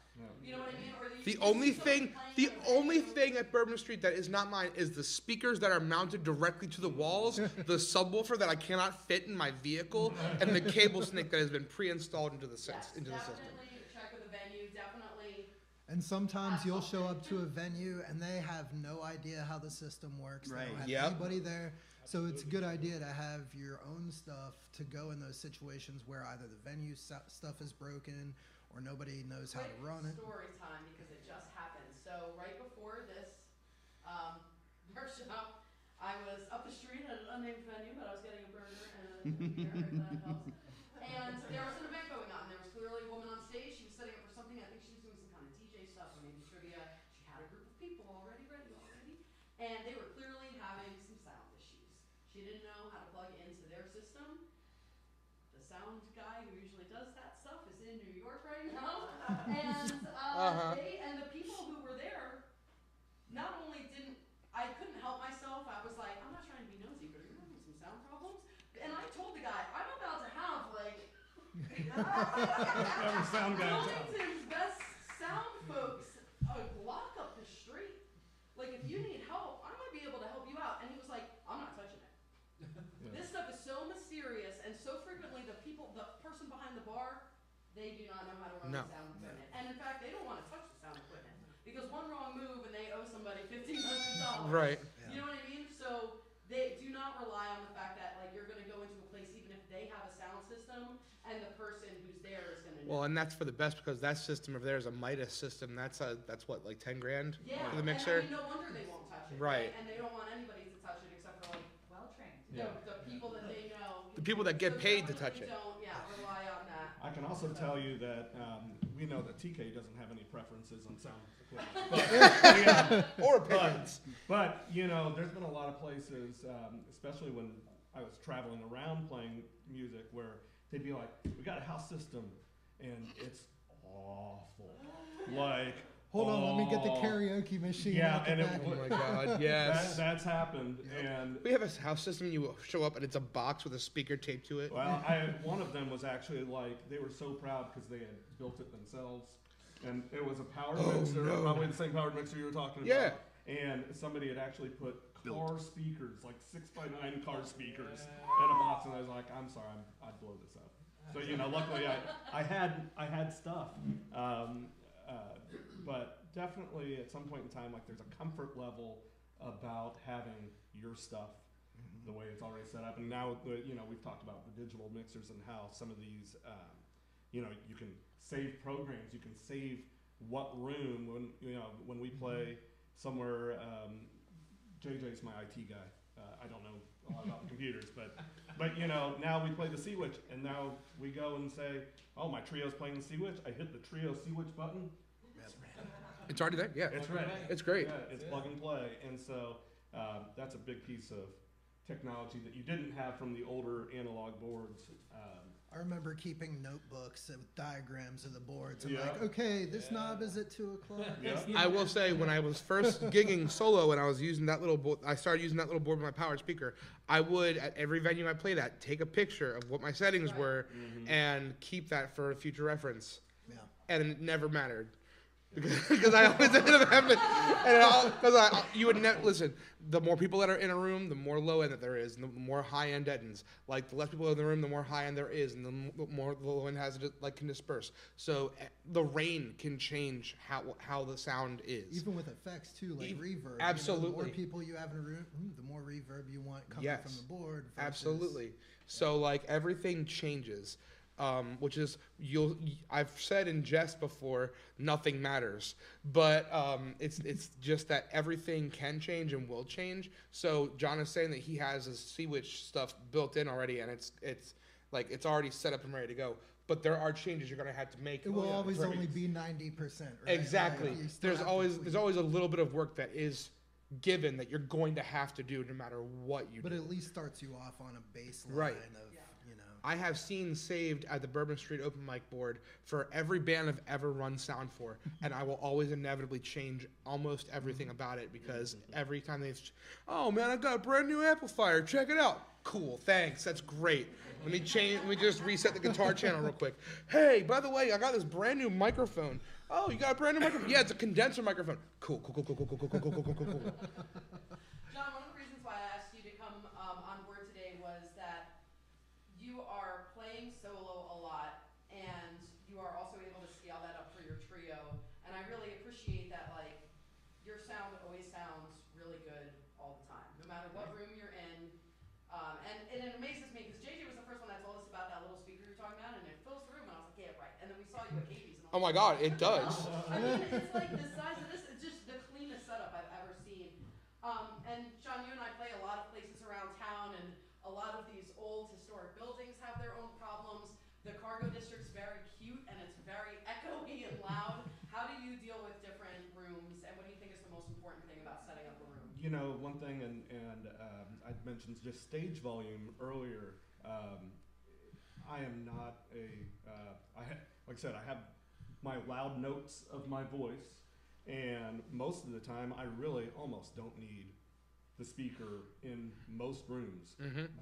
For that. What I need is the low end pickup. When I play electric guitar, it's a nice sounding amp, it's a great amp, whatever, but I don't need to have that on 200. And so knowing your room, I also don't like being told to turn down. Yeah. And that is a big, like, turn up, turn down. And so what I've kind of, as the baseline, unless you're playing a Shaka or a C-Witch where it's an outside event, really, I need to be a little above the drum set vocally, and there's nothing I can do to control. JJ's a fairly quiet drummer. I played with some guys who are not very quiet drummers. John Wade. It's And hard. It's hard. Yeah, but, John Wade. But you have these, you know, and I feel like as loud as I sing the high notes, about as loud as I want to be in the room, and everything else is working around that. And so I feel like that is just something that's consistently worked for me. I know my voice, I know that, and that's going to be it. And then the only times that you have to go above that is when you have, you know, you mentioned the noise floor. There's just going to be some point in time where 8 p.m. at Duck and Dive is a lot different than 2 p.m. I was at about to Duck say, and Duck and Dive gigs are a special place, aren't they? And so you just have, there's no way around it. You're going to have to turn up a little. Yeah. And you just know when that is. But I do feel like Bourbon Street's a super loud room. I don't think there's just no way around it when the crowd is trying to talk over you. Like, And rooms change. And rooms change. Human beings change how a room sounds, whether they're talking or not. The talking raises the noise floor, but the ring or the resonant frequency of the room is going to change. The absorption, where your high frequency would just bounce off of concrete, brick, and tile and glass, is now going to start getting more absorbed, so your throw isn't near as far. You're not going to get to the back of the room where you were at earlier in the evening. So if you leave yourself some headroom, a little bit of gas at the end of it, so when you start out, a lot of our gigs start out at dinner time. So you're not going to start blasting them with Anthrax and Crocus and AC/DC. I always have gas towards the end of the gig anyway because I ate beforehand. Yeah. That's, yeah. You know, the other thing is what there also has to be a stop. Yeah. A stopping point where I go, I'm not going to turn up any louder. I don't know what everybody's goal for being here is, but I assume that most of you are going to be playing coffee shops and bars and wine stores and whatever it is. And at some point in time, they're paying you to sell beer. Yeah. And if you're scaring away the customers because you're just too damn loud, that's just the it. And so there's just or if they can't take orders. Yeah. Yes. There's just one of those things that, I mean, you got to know when enough is. Yeah. And that's where you talk to the club. Watching the bartenders or watching the waitstaff if you are in a restaurant Mhm. or bar, and if they're constantly like getting real close to their customers or doing this, and it's clear that they cannot hear over your music, just Yeah, and it's a. Go ahead. Well, I was going to say some venues, you're there as the focal point. People Yeah. are there to see you. Other venues, you're just the background music. Yeah. Right, So right. you got to know Right. where those Stay in situations. Is it a music venue or is it a venue that has music? Right. I will say I've had bands at Bourbon Street when I'm running sound there, and the wait staff has told me I can't hear them when they are 6 inches from my ear, and I've had to throw my hands up and say it's a very loud drummer. There is a certain point where the acoustics in the room are out of your hands, and so my thing is how can we combat that? It's hard to tell a drummer to play quieter. First of all, it's a great way to get well, listen, it's a great way to get a stick thrown at you. But like, I'm just saying, there are things that you cannot control. Delia, you get chronically told to turn down at certain venues. just At certain venues, and I went to see you after you had been told to turn down several times, and I could hear you and your guitar over your speakers. right. Yeah, it comes to a certain point where you're like, why do you have me here? Funny story. One of my older bands, I played in a bluegrass band, all acoustic instruments, and we played this place down in Myrtle Beach, and we were doing sound check. Literally nothing plugged in, no PA, nothing, just the acoustic instruments. And the owner came in and he's like, "Y'all gotta turn it down." We're like, "How? Turn what down? Turn what down?" You know, like. Turn down for what? I Yeah. try to be extremely aware of the space I'm in and what my sound is like. And so getting told to turn down, there's a little bit of like, Ooh. So try not to take it personally because it feels bad when someone comes up and they're like, turn down, and then when they come back 3 more times, they're like, just turn more. And I'm But like, they are "I don't trying to. know But they are if I trying to can sell anymore." stuff. Yeah. JJ, you didn't get your 2 cents on setting up a room, and you do a lot of different like You install things. Stuff. Um, So talk to us a little bit. I think just quickly, the biggest thing is maybe play around with EQ. The more you can learn about EQ, you can really be versatile in a lot of different spaces. And there's Talk to us about that. a Expand disturbing trend with restaurants and bars to put in these concrete block rooms with metal ceilings and wood furniture. Everything just bounces all over the damn place, and it's the worst for acoustics. And it's like every place in Wilmington right now. And the more I'd say, yeah. the more volume you pump into that, the more it's just going to bounce around. And the biggest complaint that I get all the time is I can't hear the singer. And that's when everyone's there, right? Like most people, 75% to 80% of the people just want to hear what the singer is singing. They don't care about the triangle or the tambourine. So if you want to get clarity, you got to learn how to EQ your mix in that bouncy ass box so that the vocals pop over everything else. And the only way to do that is to bring things down. So don't bump more stuff and add more volume. It's just adding more problems.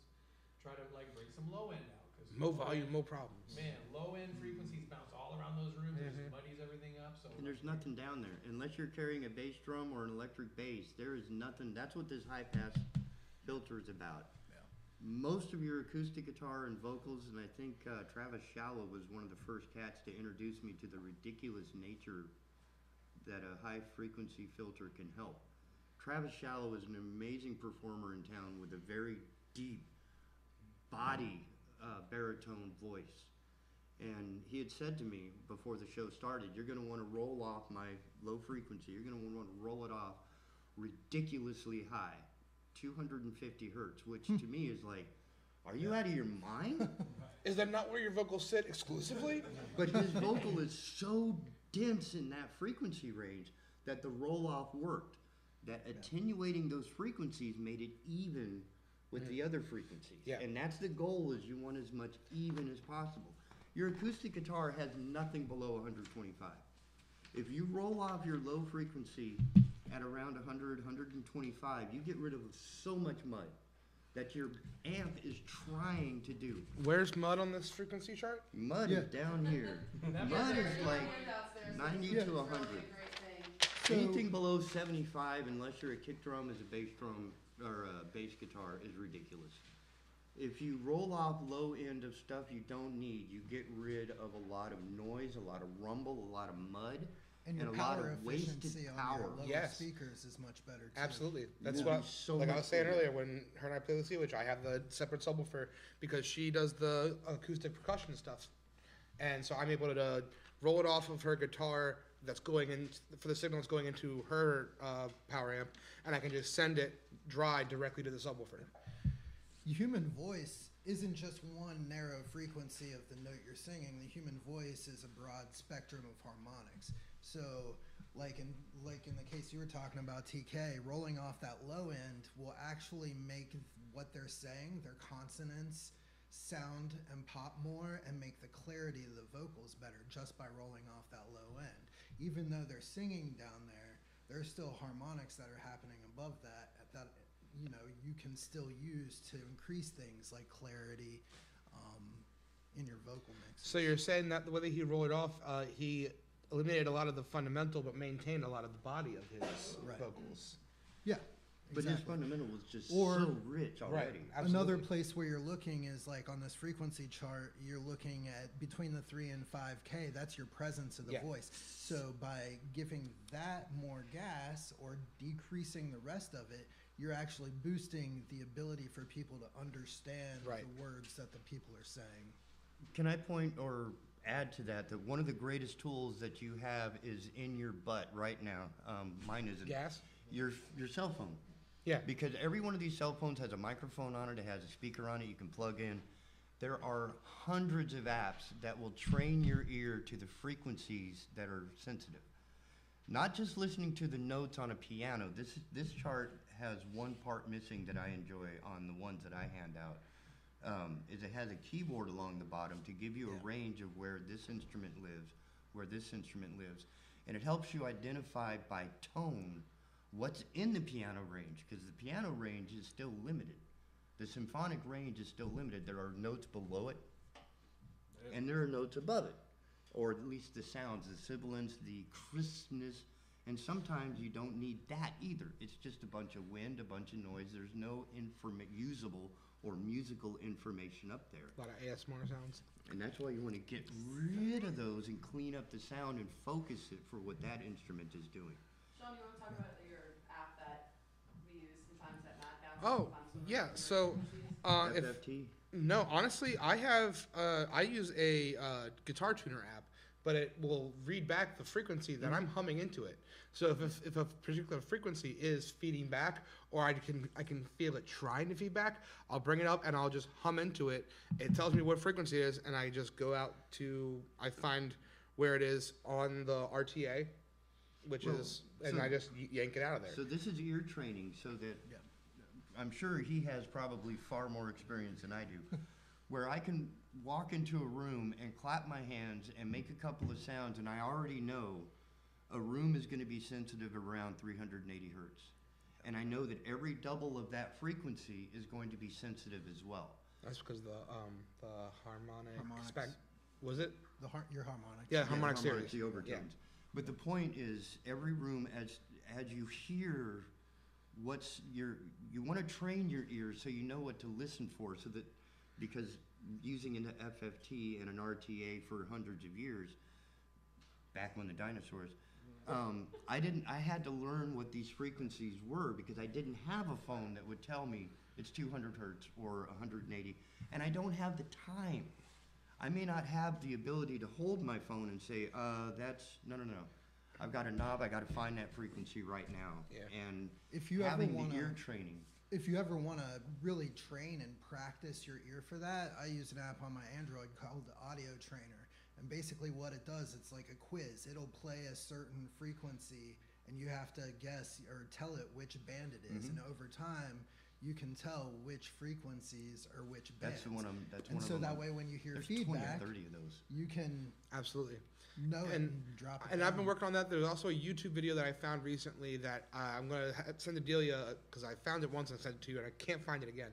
But it has a lot to do with vowel sounds and how they relate to the frequency I spectrum. don't want to know how your vowels So, certain things that say ooh are like lower frequency things. E is higher frequency stuff. Eh, that kind of stuff. And it's a frequency range, but it will help you narrow down. It'll say, well, if it's making this ooh sound, I know to go down to this frequency range because it's somewhere in that like low mid a range. roar rather than a squeal. Exactly, Yeah. that kind of stuff. And just to bring all this information back to how it can apply to you, like in the middle of a gig, as some folks are talking about, like what we do a lot at Madcast, because there are certain things that are making weird sounds and we can hear where the frequency is. Like you're talking about, we go into the RTA, we can just kind of pull on that. That's not always available to us, and if you're not running something on a tablet or you don't have a mixer like this, that's why I brought my little EQ pedal in, because this is a cheaper option and it has that same kind of stuff that we're talking about. So if you can start to look at these and get familiar with what the range is and what that means for the sound it's making, this can be just one of those more budget options. I bought this thing on the Facebook Marketplace for, I don't even Like know. $40. 40 bucks, something like that. But that's just a smaller version of what used to be rack mount gear that we had people more. used to have for vocals for every channel that they could possibly So have. if you're not here yet, that's okay. This is a good budget option to still give you a little bit more control. Because again, I've been running just the Passport forever. It's like, is it treble or bassy? Right? That's all I got. Like, I can't do anything other than that. I'll turn down the reverb a little bit. Or move the speaker. Or Like move the that, speaker sometimes around. that's Right, it's gotta be enough. analog. Point it But this has elsewhere. helped me out Right. a lot in a lot of different rooms where all of a sudden I'm getting something weird. I also, just to go back to more like analog equipment, I believe John used one of these too, especially for looping. We use one of those feedback suppressor things in the sound hole of our guitar. So that will help. In certain rooms, I have to have that. Mhm. And in certain places, I don't have to use it. But there's some other options around just having to kind of figure this out. But I think starting to relate those Oh, yeah. frequencies to what you're hearing helps you as a musician say, what is it that I am hearing and how can I fix it? So on that note, we're just going to roll into troubleshooting the most common things that we're talking about. How does that, all of what we're talking about, apply? It applies because you're going to get feedback noises, you're going to get weird buzzing sounds, you're going to get something that you don't understand. So let's talk about the most common issues that y'all have run into in your hundreds of years of sound service? Trevor, we'll start with you and go this way. Most common issue, how do you everything. Everything is wrong. Everything's That crazy. show's bigger than this. Yeah, right. It really depends on the room, the venue, what configuration of people you're playing with. What kind of but artist you're working what with. kind of artist you're working with. One thing that I noticed from a lot of people, whether they're a guitar player, keyboard player, bass player, everybody wants to talk about scooping the mids. And We're it still can having be- that conversation? it was kind of like that.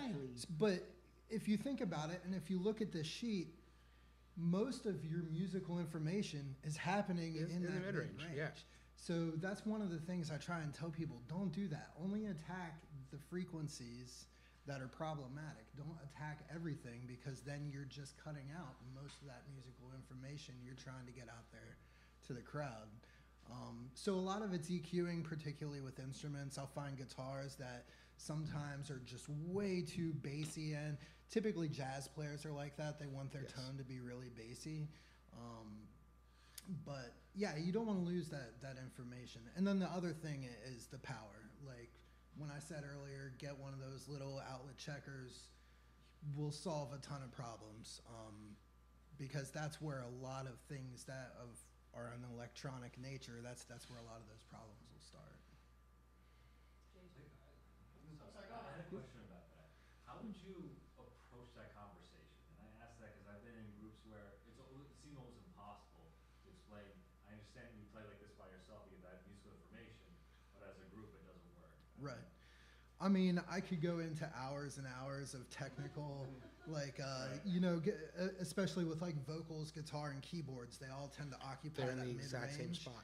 And, if you want to go out, I don't have enough time here to talk about it, but look into something called comb filtering, which basically will reduce frequencies in each instrument kind of separated, so they're scattered. So you're not losing all the musical information from all of it, you're only losing some musical information from each of it.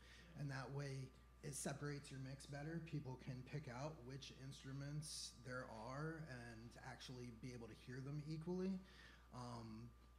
And it will keep it from sounding super muddy in that mid-range, which will cause people to want to, quote unquote, scoop those mids down. Yeah.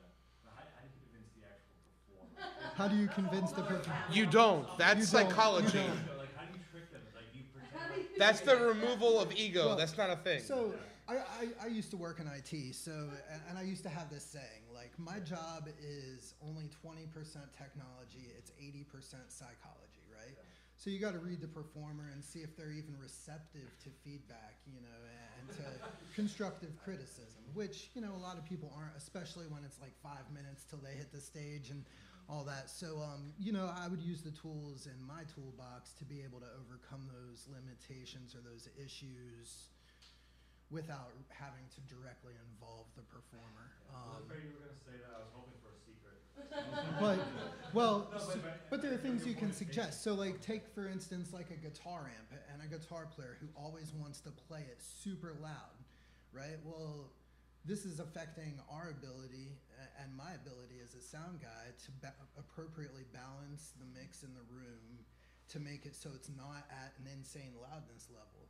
So you can take technological approaches. Like, why don't you try that there are little boxes that'll plug in between the power amp section and the speaker. So the guitar player can crank the amp as loud as they want to get the tone that they want, but then this box will help you dial down the actual volume level of the speaker and the sound coming out. Because that's a lot of the argument, right? Like, well, I have to have it turned up because that's my tone.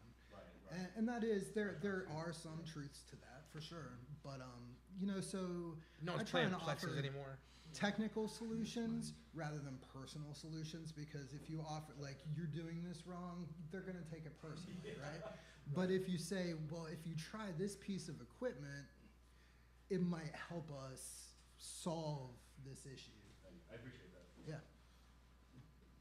JJ, common problems that you have run into in various sound settings? Well, like he said, I think it's tough to talk about common problems, but I think the biggest thing with troubleshooting is how you attack it. And the thing that I try to do in the heat of the moment when you're about to start and all of a sudden something's not working, is you gotta use the scientific method. So we're ready to start and Trevor's mic isn't working. Well, what could it be? It could be the mic, it could be the cable, it could be something in the mixer or something down the chain. So what I would do first thing, like pop a different mic on there. If that fixes it, then we know what the problem is. If that doesn't fix it, plug in a different cable. If that doesn't fix it, then we keep working our way down the problem chain.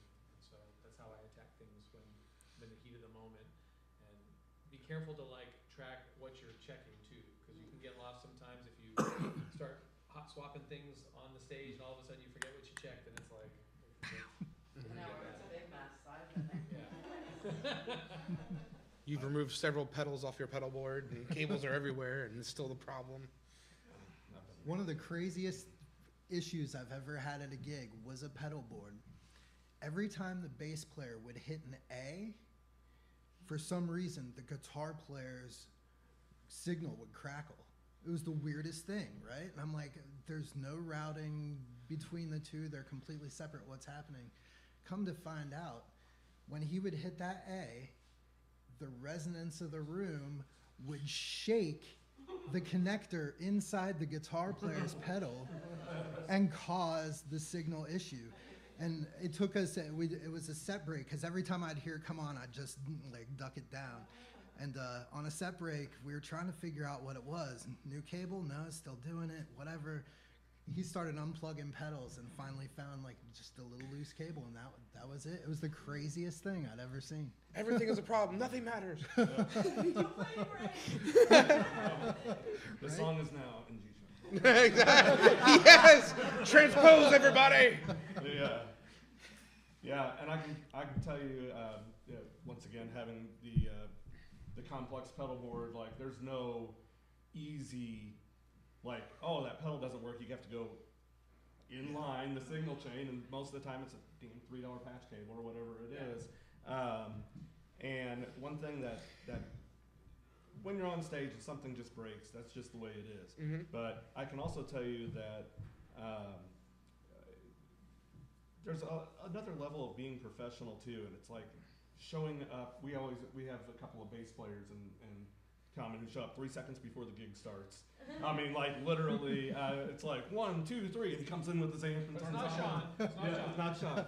But you know, if you have the opportunity, and I know other people like you have different jobs or everything else, get there early. Oh yeah. Mm-hmm. Set it up, test it out. I know it doesn't work that way every time because you know you show up 2.5 hours early and somebody's eating dinner on the stage.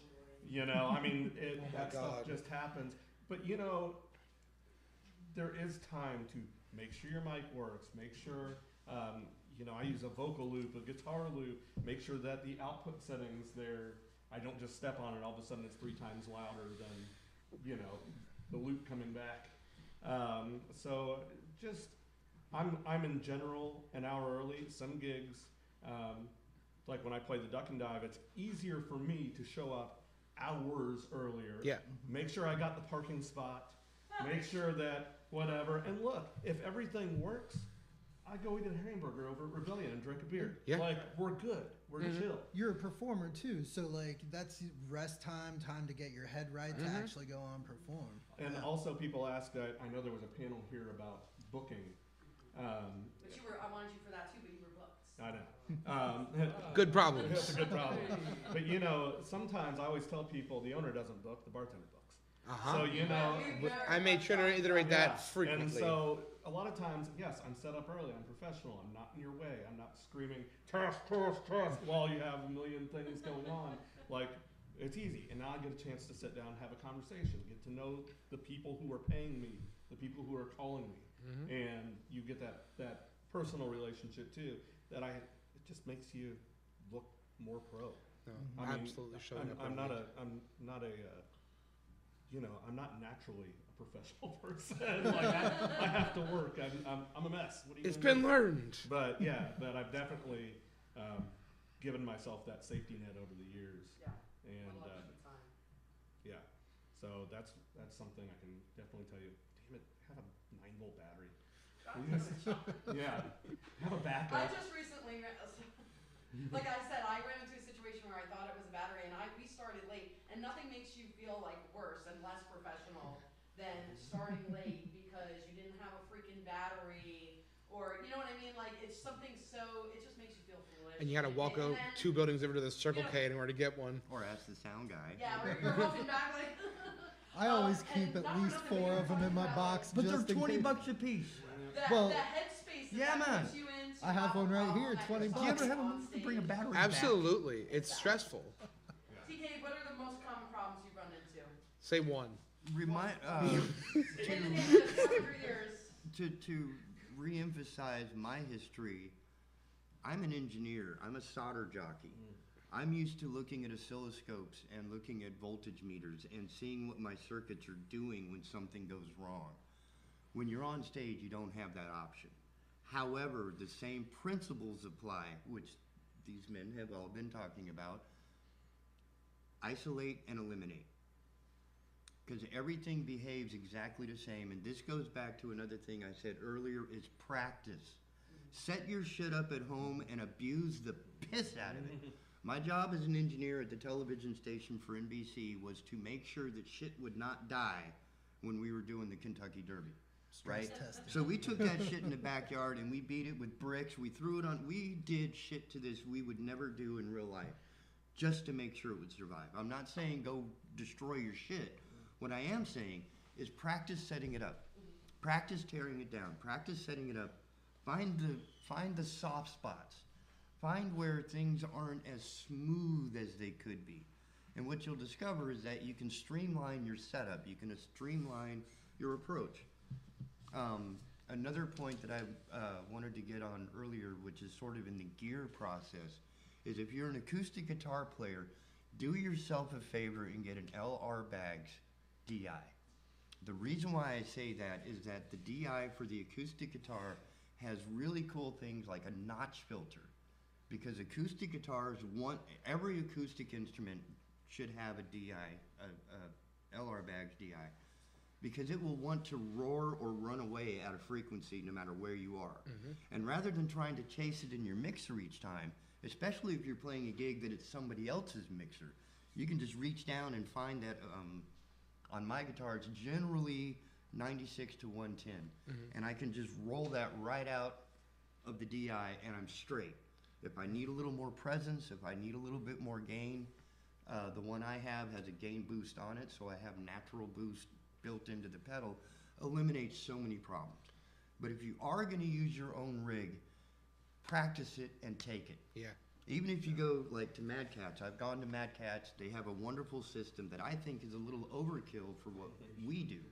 So I'll bring my own system that is adequate to what we do and sounds good for what we do. And I can set it up, tear it down, get it out of there. That I love their system, I just don't need it. Yeah. But I practice almost as much as I practice playing because of the size of my living quarters. If I want to practice, I have to set it all up. When I'm done practicing, I have to tear it all down. So every time that I practice, I've gone through all of the steps necessary to set up a system. And it's not uncommon to, at that point, discover I have a bad guitar cable, or I have a bad vocal cable, or I have something I hate using batteries. I really hate using batteries because they are unreliable and they will shit the bed at the worst time, right? We carry extra batteries. Generally, in a lot of cases, I'll replace batteries before a show, even if I just replace the battery. Because I want to make sure that the next 3 hours are without a problem. Yep. So it's that sort of thing. It's making sure that you know your gear. You're not showing up. Please, God, don't do this. But this will ruin your life. Is to buy a new piece of gear, take it to the gig, take it out of the box. You've never read the manual. You don't know what the hell this thing does. That you've got a 50-50 shot of it completely blowing a hole right through your show. Or being the best thing ever. Practice your gear. Practice your gear before you take it. Find out for the safety of your own home. Sean may ask you, like what John said about sometimes you get your stuff in, like there's no shame in bringing your own equipment, Yeah. even if a place has their own stuff. Absolutely. Because you don't know what that stuff looks like, you don't know if you're going to be comfortable with it, you don't know what the quality is. And even when I do, like at gym yeah. the sound guy playing with me as a duo, I'm like, we're bringing the passport in because I like the way it sounds better. Yeah. I like the way that I can put the speaker better. I like the way that I've dialed it in with my looper and my board better. And then we plug that into the mixer for the speakers. So like, there's no shame in the game of saying, this is my stuff. I'm well practiced on it. I've dialed it in. Absolutely. I'm bringing it with me, even if the place has their own sound system. Yeah. And usually you can set that all up and plug that into the sound system for speakers and things like that. And you'd rather have it and not need it Than need it. than need it and not have it. Absolutely. From Because if you experience roll up into a 1,000 club and the cables, the snake box or whatever you're plugging into is covered in beer and funk from 1970s, I don't want to touch it at all. My gear, at the end of a show when I have a band, one of my rules is just don't bother wrapping my cables. Oh, yeah. Just put them in the box as a mess, as a rat's nest. Tomorrow morning when I'm having coffee and watching YouTube, I'm going to wrap them the way I do. And even if you do wrap them, bless your heart and thank you, but I'm going to rewrap it anyway. Yeah. Because She's gotten mad at me before because I've gone and unwrapped the cable that she's wrapped and rewrapped it. Yeah. And it's got nothing to do with her Nothing. wrap It's job. not personal. It's that I have autistically memorized the exact amount of like wines, fits in the how box, it fits in, how it fits in how the it hand. particularly Fits in the fits in can, that yeah. bag because there's only so much room in that I bag. don't like how frequently my cable wrappings come up in this panel. Do you have a last word on most frequent problems you run into and what the troubleshooting usually looks like? Accept things after a while and move on. I think that sometimes there's only so much that can be done. We would not have gotten through that Biggers Market gig if we had not accepted how things were and moved on. I kind of didn't. The whole time I was. No, you were having a hard time with it, and I just kept telling you, hey, we're gonna keep going. We sound great, and we had significant others there. They said we sounded great, and there's a line that we crossed where it's in our heads more than it's out Or there. that we can hear it more than your average audience. Right. And I'm saying this less as a sound guy and more as a performer. Because as a sound guy, that's your job, is to fix the freaking problem. And I've had that issue with sound guys before. We're like, listen, man, that's just sort of how it is. I'm like, no, I run my guitar rig TI. You should be able to fix every problem. Like, you have complete control over it. That is your job.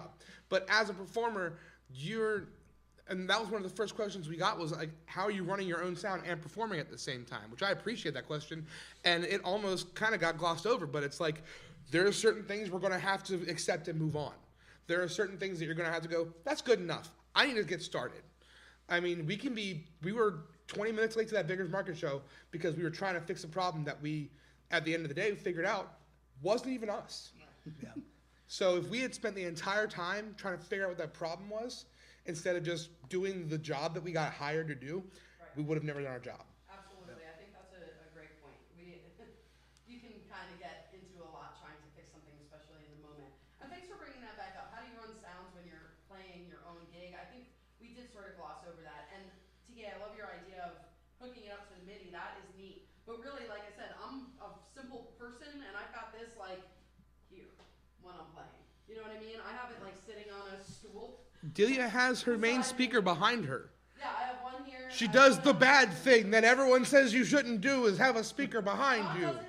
I've seen him. And like super literally, you'll just like be singing or saying something and just crank it, just like. Yeah, I keep Yeah. my mixer real close to me is what I do, and like literally right behind me, and I'm tweaking as I go. And if And she has I a hear speaker. something weird, She has a again, speaker behind her. It's not a monitor mix. It's it's whatever's going out to the house. That's one of the reasons why, like, not for nothing. I know it's a hot take. I like the speaker behind me still. I like to hear the house mix, kind of like what John was talking about. I'm also looping. I'm using a pedal board with a lot of different stuff in it. I want to hear what everyone is hearing, and I want to be able to adjust that and know that what I'm hearing is what everybody's hearing. So I pop the speaker behind me. I tilt it in a certain way that it doesn't hit the microphone for feedback. TK, what do you think Record. about that? Record. Yeah, record yourself. As Absolutely. As an engineer, as a sound person, as You a need musician. to. So But wait, You wait, wait, have wait, wait, to. wait, wait, wait, wait. Time out. But don't record like a cell phone in the room. Record what's on your board. So Play that back and listen to it critically. That X32, so a lot of the digital boards have the ability Just to about all. multi-track record. And so what I do for my band that I perform as well as run sound for at the same time, I have a multi-track recording of my band on that board at all times that I can play back when I show up to a venue, in the venue, and pre-EQ everything before any of the band members. It's a even virtual get sound there. check. Yeah, It's those a are cool. virtual sound But check. but the point I'm making is more, listen to a stereo mix. Listen to what the speakers are doing. And listen to it critically on 2 points. Listen to it on your performance. Are you pitchy? Are you fast? Are you rushing? Are you slurring? The other side is listen to the mix critically. Is there too much delay? Is it too windy? Is it too boomy? Do you hear a lot of pops and booms? That way each mix that you listen to, and if you're working with other people, let them critique. And try to remember that it's not personal. This is like a coaching to get better at something that is always changing. Sound is fluid. Yeah, and not everybody has the same ear. So there's this trope: sound guys, they don't want your feedback. You know, we'll put the fake fader on the side. Not to yet. adjust your volume. But don't talk to me when I'm doing the show. I personally am not that guy. My ears are not the truth. So if somebody comes up to me and says, you know, and I'm having a little hard time understanding what the vocalist is singing. I'd rather hear that rather than, dude. Yeah, but you know, like the amount of times that we've had people come up on sound stage and be like, I guys can't hear the singer. would be open to constructive criticism as long as it isn't accusatory. Right, or absolutely. It has to be done in a constructive Because format. a lot of us realize our ears aren't the truth. We're No. only one set of ears. Everybody has different ears. Everybody hears things differently. And so every musician has any hearing feedback damage. you can get from the crowd or from even the venue owners or the bartenders, anybody there that's been listening And to what take you're it doing. in stride with who they are. Right. Because a bartender saying it sounds shrill, you kind of have to parse that to say, oh, I must have a little bit in the 1.2, 1.6 that's getting a little harsh in the room. But if someone's like, hey man, that's my sister singing, I can't hear. Nah, look. Right? Look, guy. You're the weight of your comment is really much lower than somebody who walks up, like if you were at one of my shows and say, hey man, I'm hearing something at about 16. Yeah. Oh, if any of you ever come up to any of our shows and be like, hey, this is wrong, I'm fixing it immediately. Not for nothing, but when we do see John or JJ at a show, we're like, hey, how does it sound? Right. Because Yeah. we're like, we trust y'all. You know what I mean? Like, if we see a musician friend, we're like, hey, how does it sound? And now go back there, how does it sound like? And we tend to be. Sometimes I send Michael on a little journey around the venue just to kind of dial it in. Guys, we're running a little over, obviously. So I just want to give the panel an opportunity to like kind of sum up final thoughts, and then us an opportunity to take a look if you have the time And to hang ask around, questions. Look and ask some questions. Exactly. That's great. If you got to get out of here, including panelists, totally understood. If everybody's down to go for another like 15 minutes or so, then we can just get last thoughts, ask a few questions, and take a closer look at some of this gear. Cool? Cool. Okay. Panelists, final wrapped up thoughts about sound stuff. Not that we could ever really wrap up all the things No. that we want to say. No, about this it. is talk a for months this on is a courses and Yeah, we could probably years-long cover it. experience-based thing that is a constant journey that every one of us is still on, and we're all constantly learning things. And I think that what a lot has been said today has been, be open to learning things. Yeah. Don't be turned off to being wrong about stuff. And I've said it in jest a lot, but like nothing matters. Do what you want and do what sounds best for you. I mean, John has been playing the same rig as long as I've seen him, and then he downgraded quote unquote to this little 8-inch speaker, and I was like, what the hell is John doing? And then I show up and he sounds better than he ever has, and he's had to do 25% of the work to get it dialed in, and it's so none of that stuff matters. You can have the best rig on the planet, and in John Husband's case, he was able to replace it with an 8-inch speaker that he can mix on his phone. So we're in an age of technology where things keep improving, only upgrades. And things are more accessible. So go to shows, listen to what sounds good to you, and do what sounds good to you. And don't be afraid to ask questions or learn things. Experiment. Yeah. Like Don't, what's he, yeah. don't. You're not going to get your hair caught.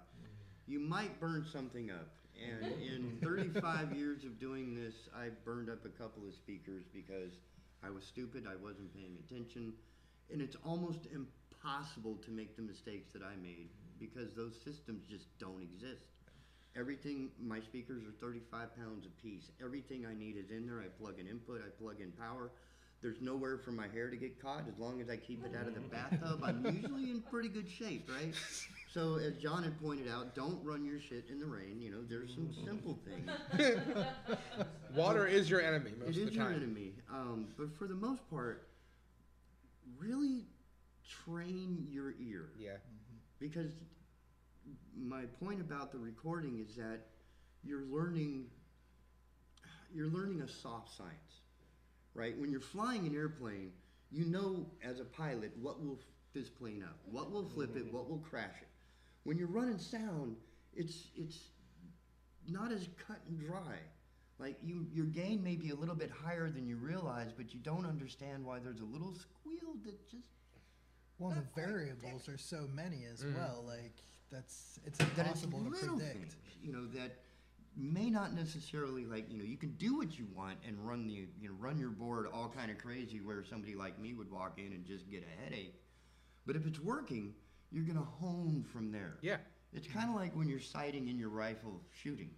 Your first shot may not even hit the target, but you know you're a little wide right. So now you can start getting into place until you have one that with these digital rigs, whoever makes them, you save it, you take it with you. You know, like everything, music for me, and this goes with sound, playing, what I've learned, almost everything that I've learned from somebody who knows a lot more than I do. And I didn't go to school for it, but I've definitely been taken to class a few times.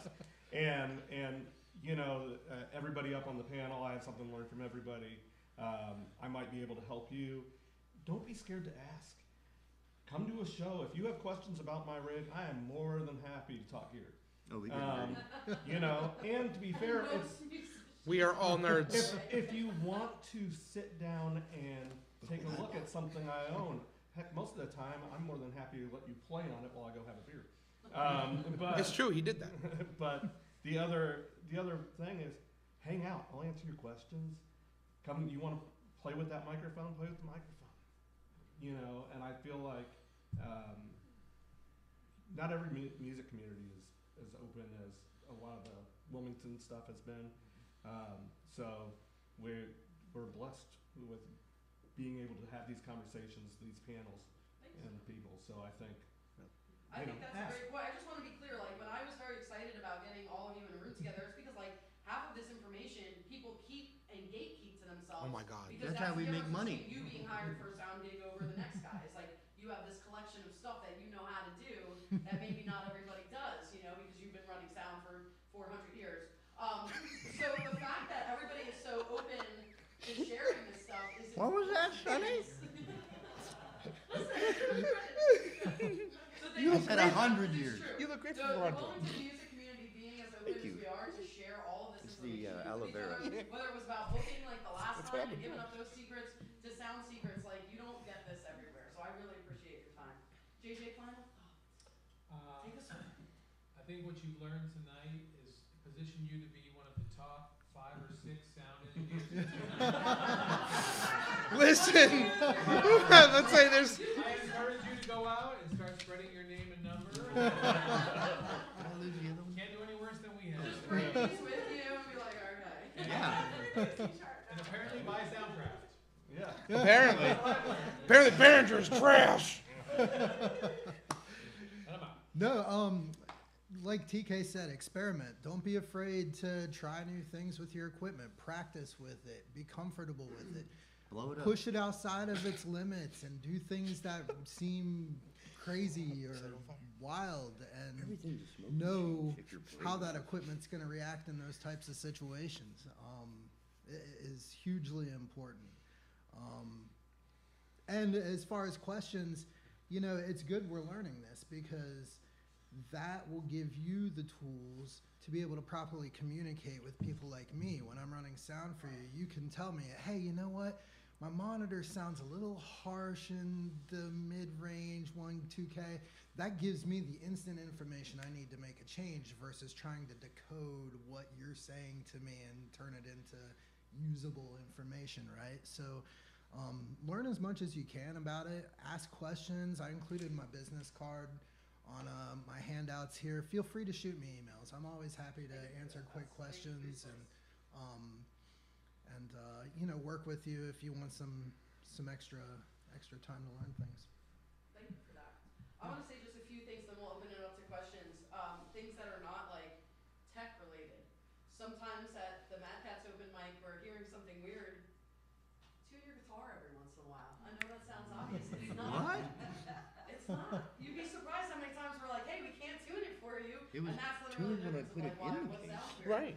Stand up straight. Make sure the microphone's pointing to you. Do you know how many times we go and adjust the microphone at the open mic because I can't hear myself very well. And this person I don't understand. I like this one. It sounds like they're slurring because their face is like this and they're doing this. Have the microphone at a proper height. Make sure you're not straining your neck. Enunciate when you talk. I know that sounds like duh. Breathe. But it's not. One Use of the these little most guys on your mic if you're popping a lot. You don't have to go chase it in the monitor. Pop one of these guys on. This is 5 cents. Like there are cheap ways and ways to make sure that your performance level is already there. And it's kind of that idea of like you want the cleanest tone possible when you're going for a mixer. You also want the cleanest performance out of the box possible. So make sure you're doing everything right in terms of your tuning, your structure when you're standing there singing and how you sound. Those things are important also. mic technique is hugely important. One of the most important things I ever learned really at Berkeley, I took a class with Livingston Taylor, James Taylor's brother. And a lot of it was mic technique and performance. And one of the rules of thumb that has always stuck with me, be a hand width away from the microphone when you're using it. Don't get too close to it.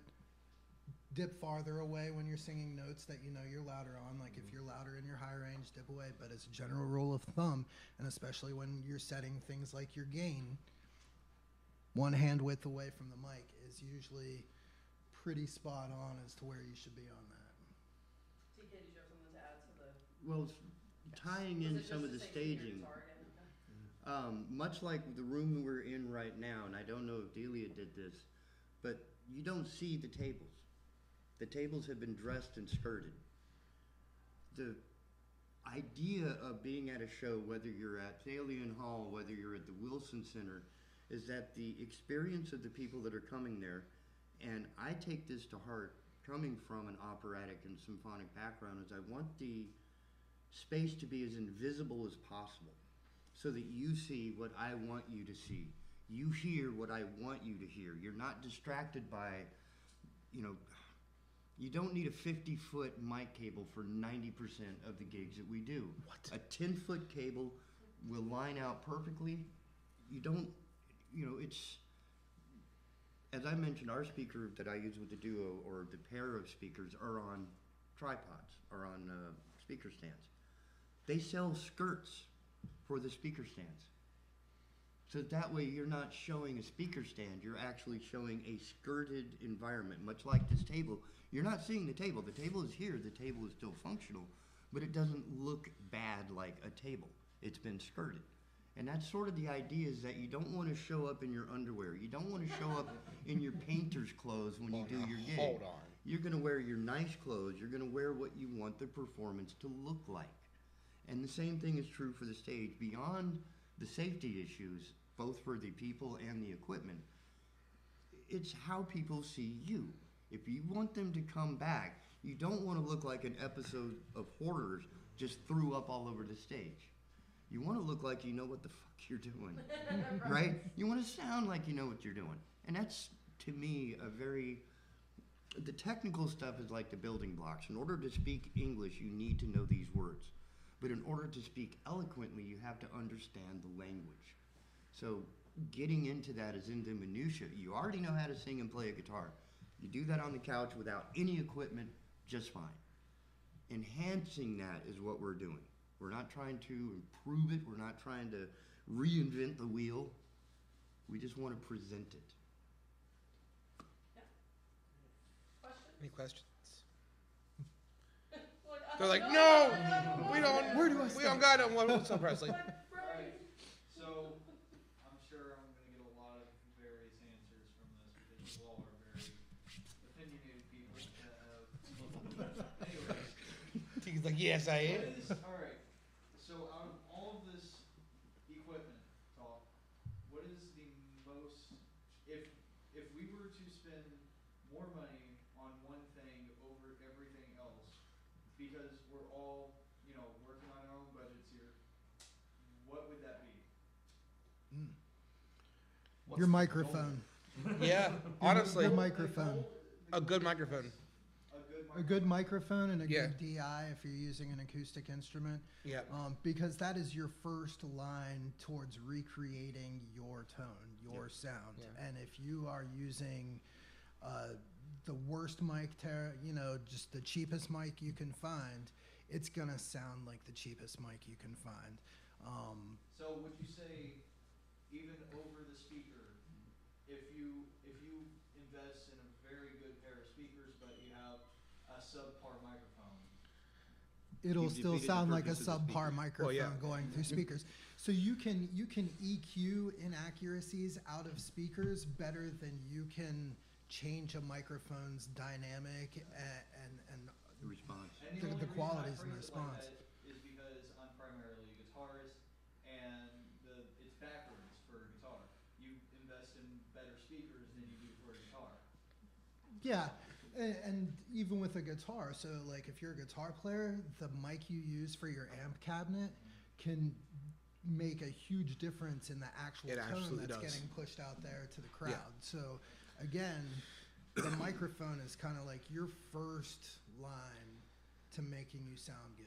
That's the thing that's picking up the noise. And if it's not picking up the noise good, everything else is tantamount. I would Yeah. rather pick up sound and reject noise. But I would also focus on what, because the You know, answer TK, I'm going to tackle you one of these days. Sorry, big boy. One of the reasons why you will get so many different answers is what the priority is. Like in my case, I knew that the sound was going to be for me. It was going to be for voice and pen. It was going to be for John. It was going to be for Delia. It was going to be for all these different acts. So for me, the most important thing in any situation is that input game. That to me is the most important. So if I'm going to spend money, that's the first link in the chain that I feel is the most important for my priority. If I'm not running sound and it's just me as a musician, that DI and that good microphone and a good set of cables is all I need to show up at any gig and play well. Yeah. Or sound decent. Playing well is, inebriation level based. And if you have So, a good mic that If you you're know, concerned, if you already have a mixer and it sounds okay in your earphones or headphone, for example, but it's the speaker that sounds bad, there's a way to approach that logically on what your priorities are. If it's just you, are you running sound for a band? Is it just what you need on stage? Or is it what your band's gonna carry? Those sort of things are gonna answer the question. So it's hard for any one of us to answer that question because each of us has a different priority. And in your case, as a guitarist, knowing that, and if you're concerned for a guitar, I would say a damn good guitar DI. If it's acoustic. If it's electric, Good microphone. and watch your volume. Yeah. Powerman 5000 on the second floor of the Real Cafe was one of the biggest goddamn nightmares of my life. I'm sorry, what?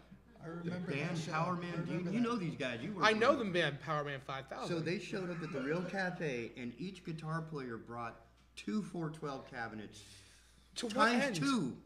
No. The bass player brought 2 of the 810 refrigerators. No. The band was so fucking loud, the only thing in the speakers were the vocals and the kick drum. I didn't need anything else. I needed all the juice that I had just so you could hear the vocals. Mm-hmm. So if you're in a band situation, I'm sure. balance your shit. I toured in a metal band, Yeah. and I took 3 810 cabinets with me. I only used all 3 at festivals. When I was playing nightclubs and bars, 1 810 was way more than enough. Yeah. Right? Yeah. So think of the room you're in and what your priority is when you go to get the gear. And I understand working with a budget. For me, the first thing was the mixer. Folks, it's about 1:45. Thanks for the extra time, panelists. I appreciate that. If there's any more quick questions, we'll take them. Also, we'll just be hanging out because we all got gear on the table. I got a lot of shit So to if you tear guys down. want to get up, stretch out, and come take a look at some of this stuff, ask our folks some questions while they're still here. We're sort of packing it in. Thank you guys so much for being here. I really appreciate it. Obviously, this could go for several panels. So we could break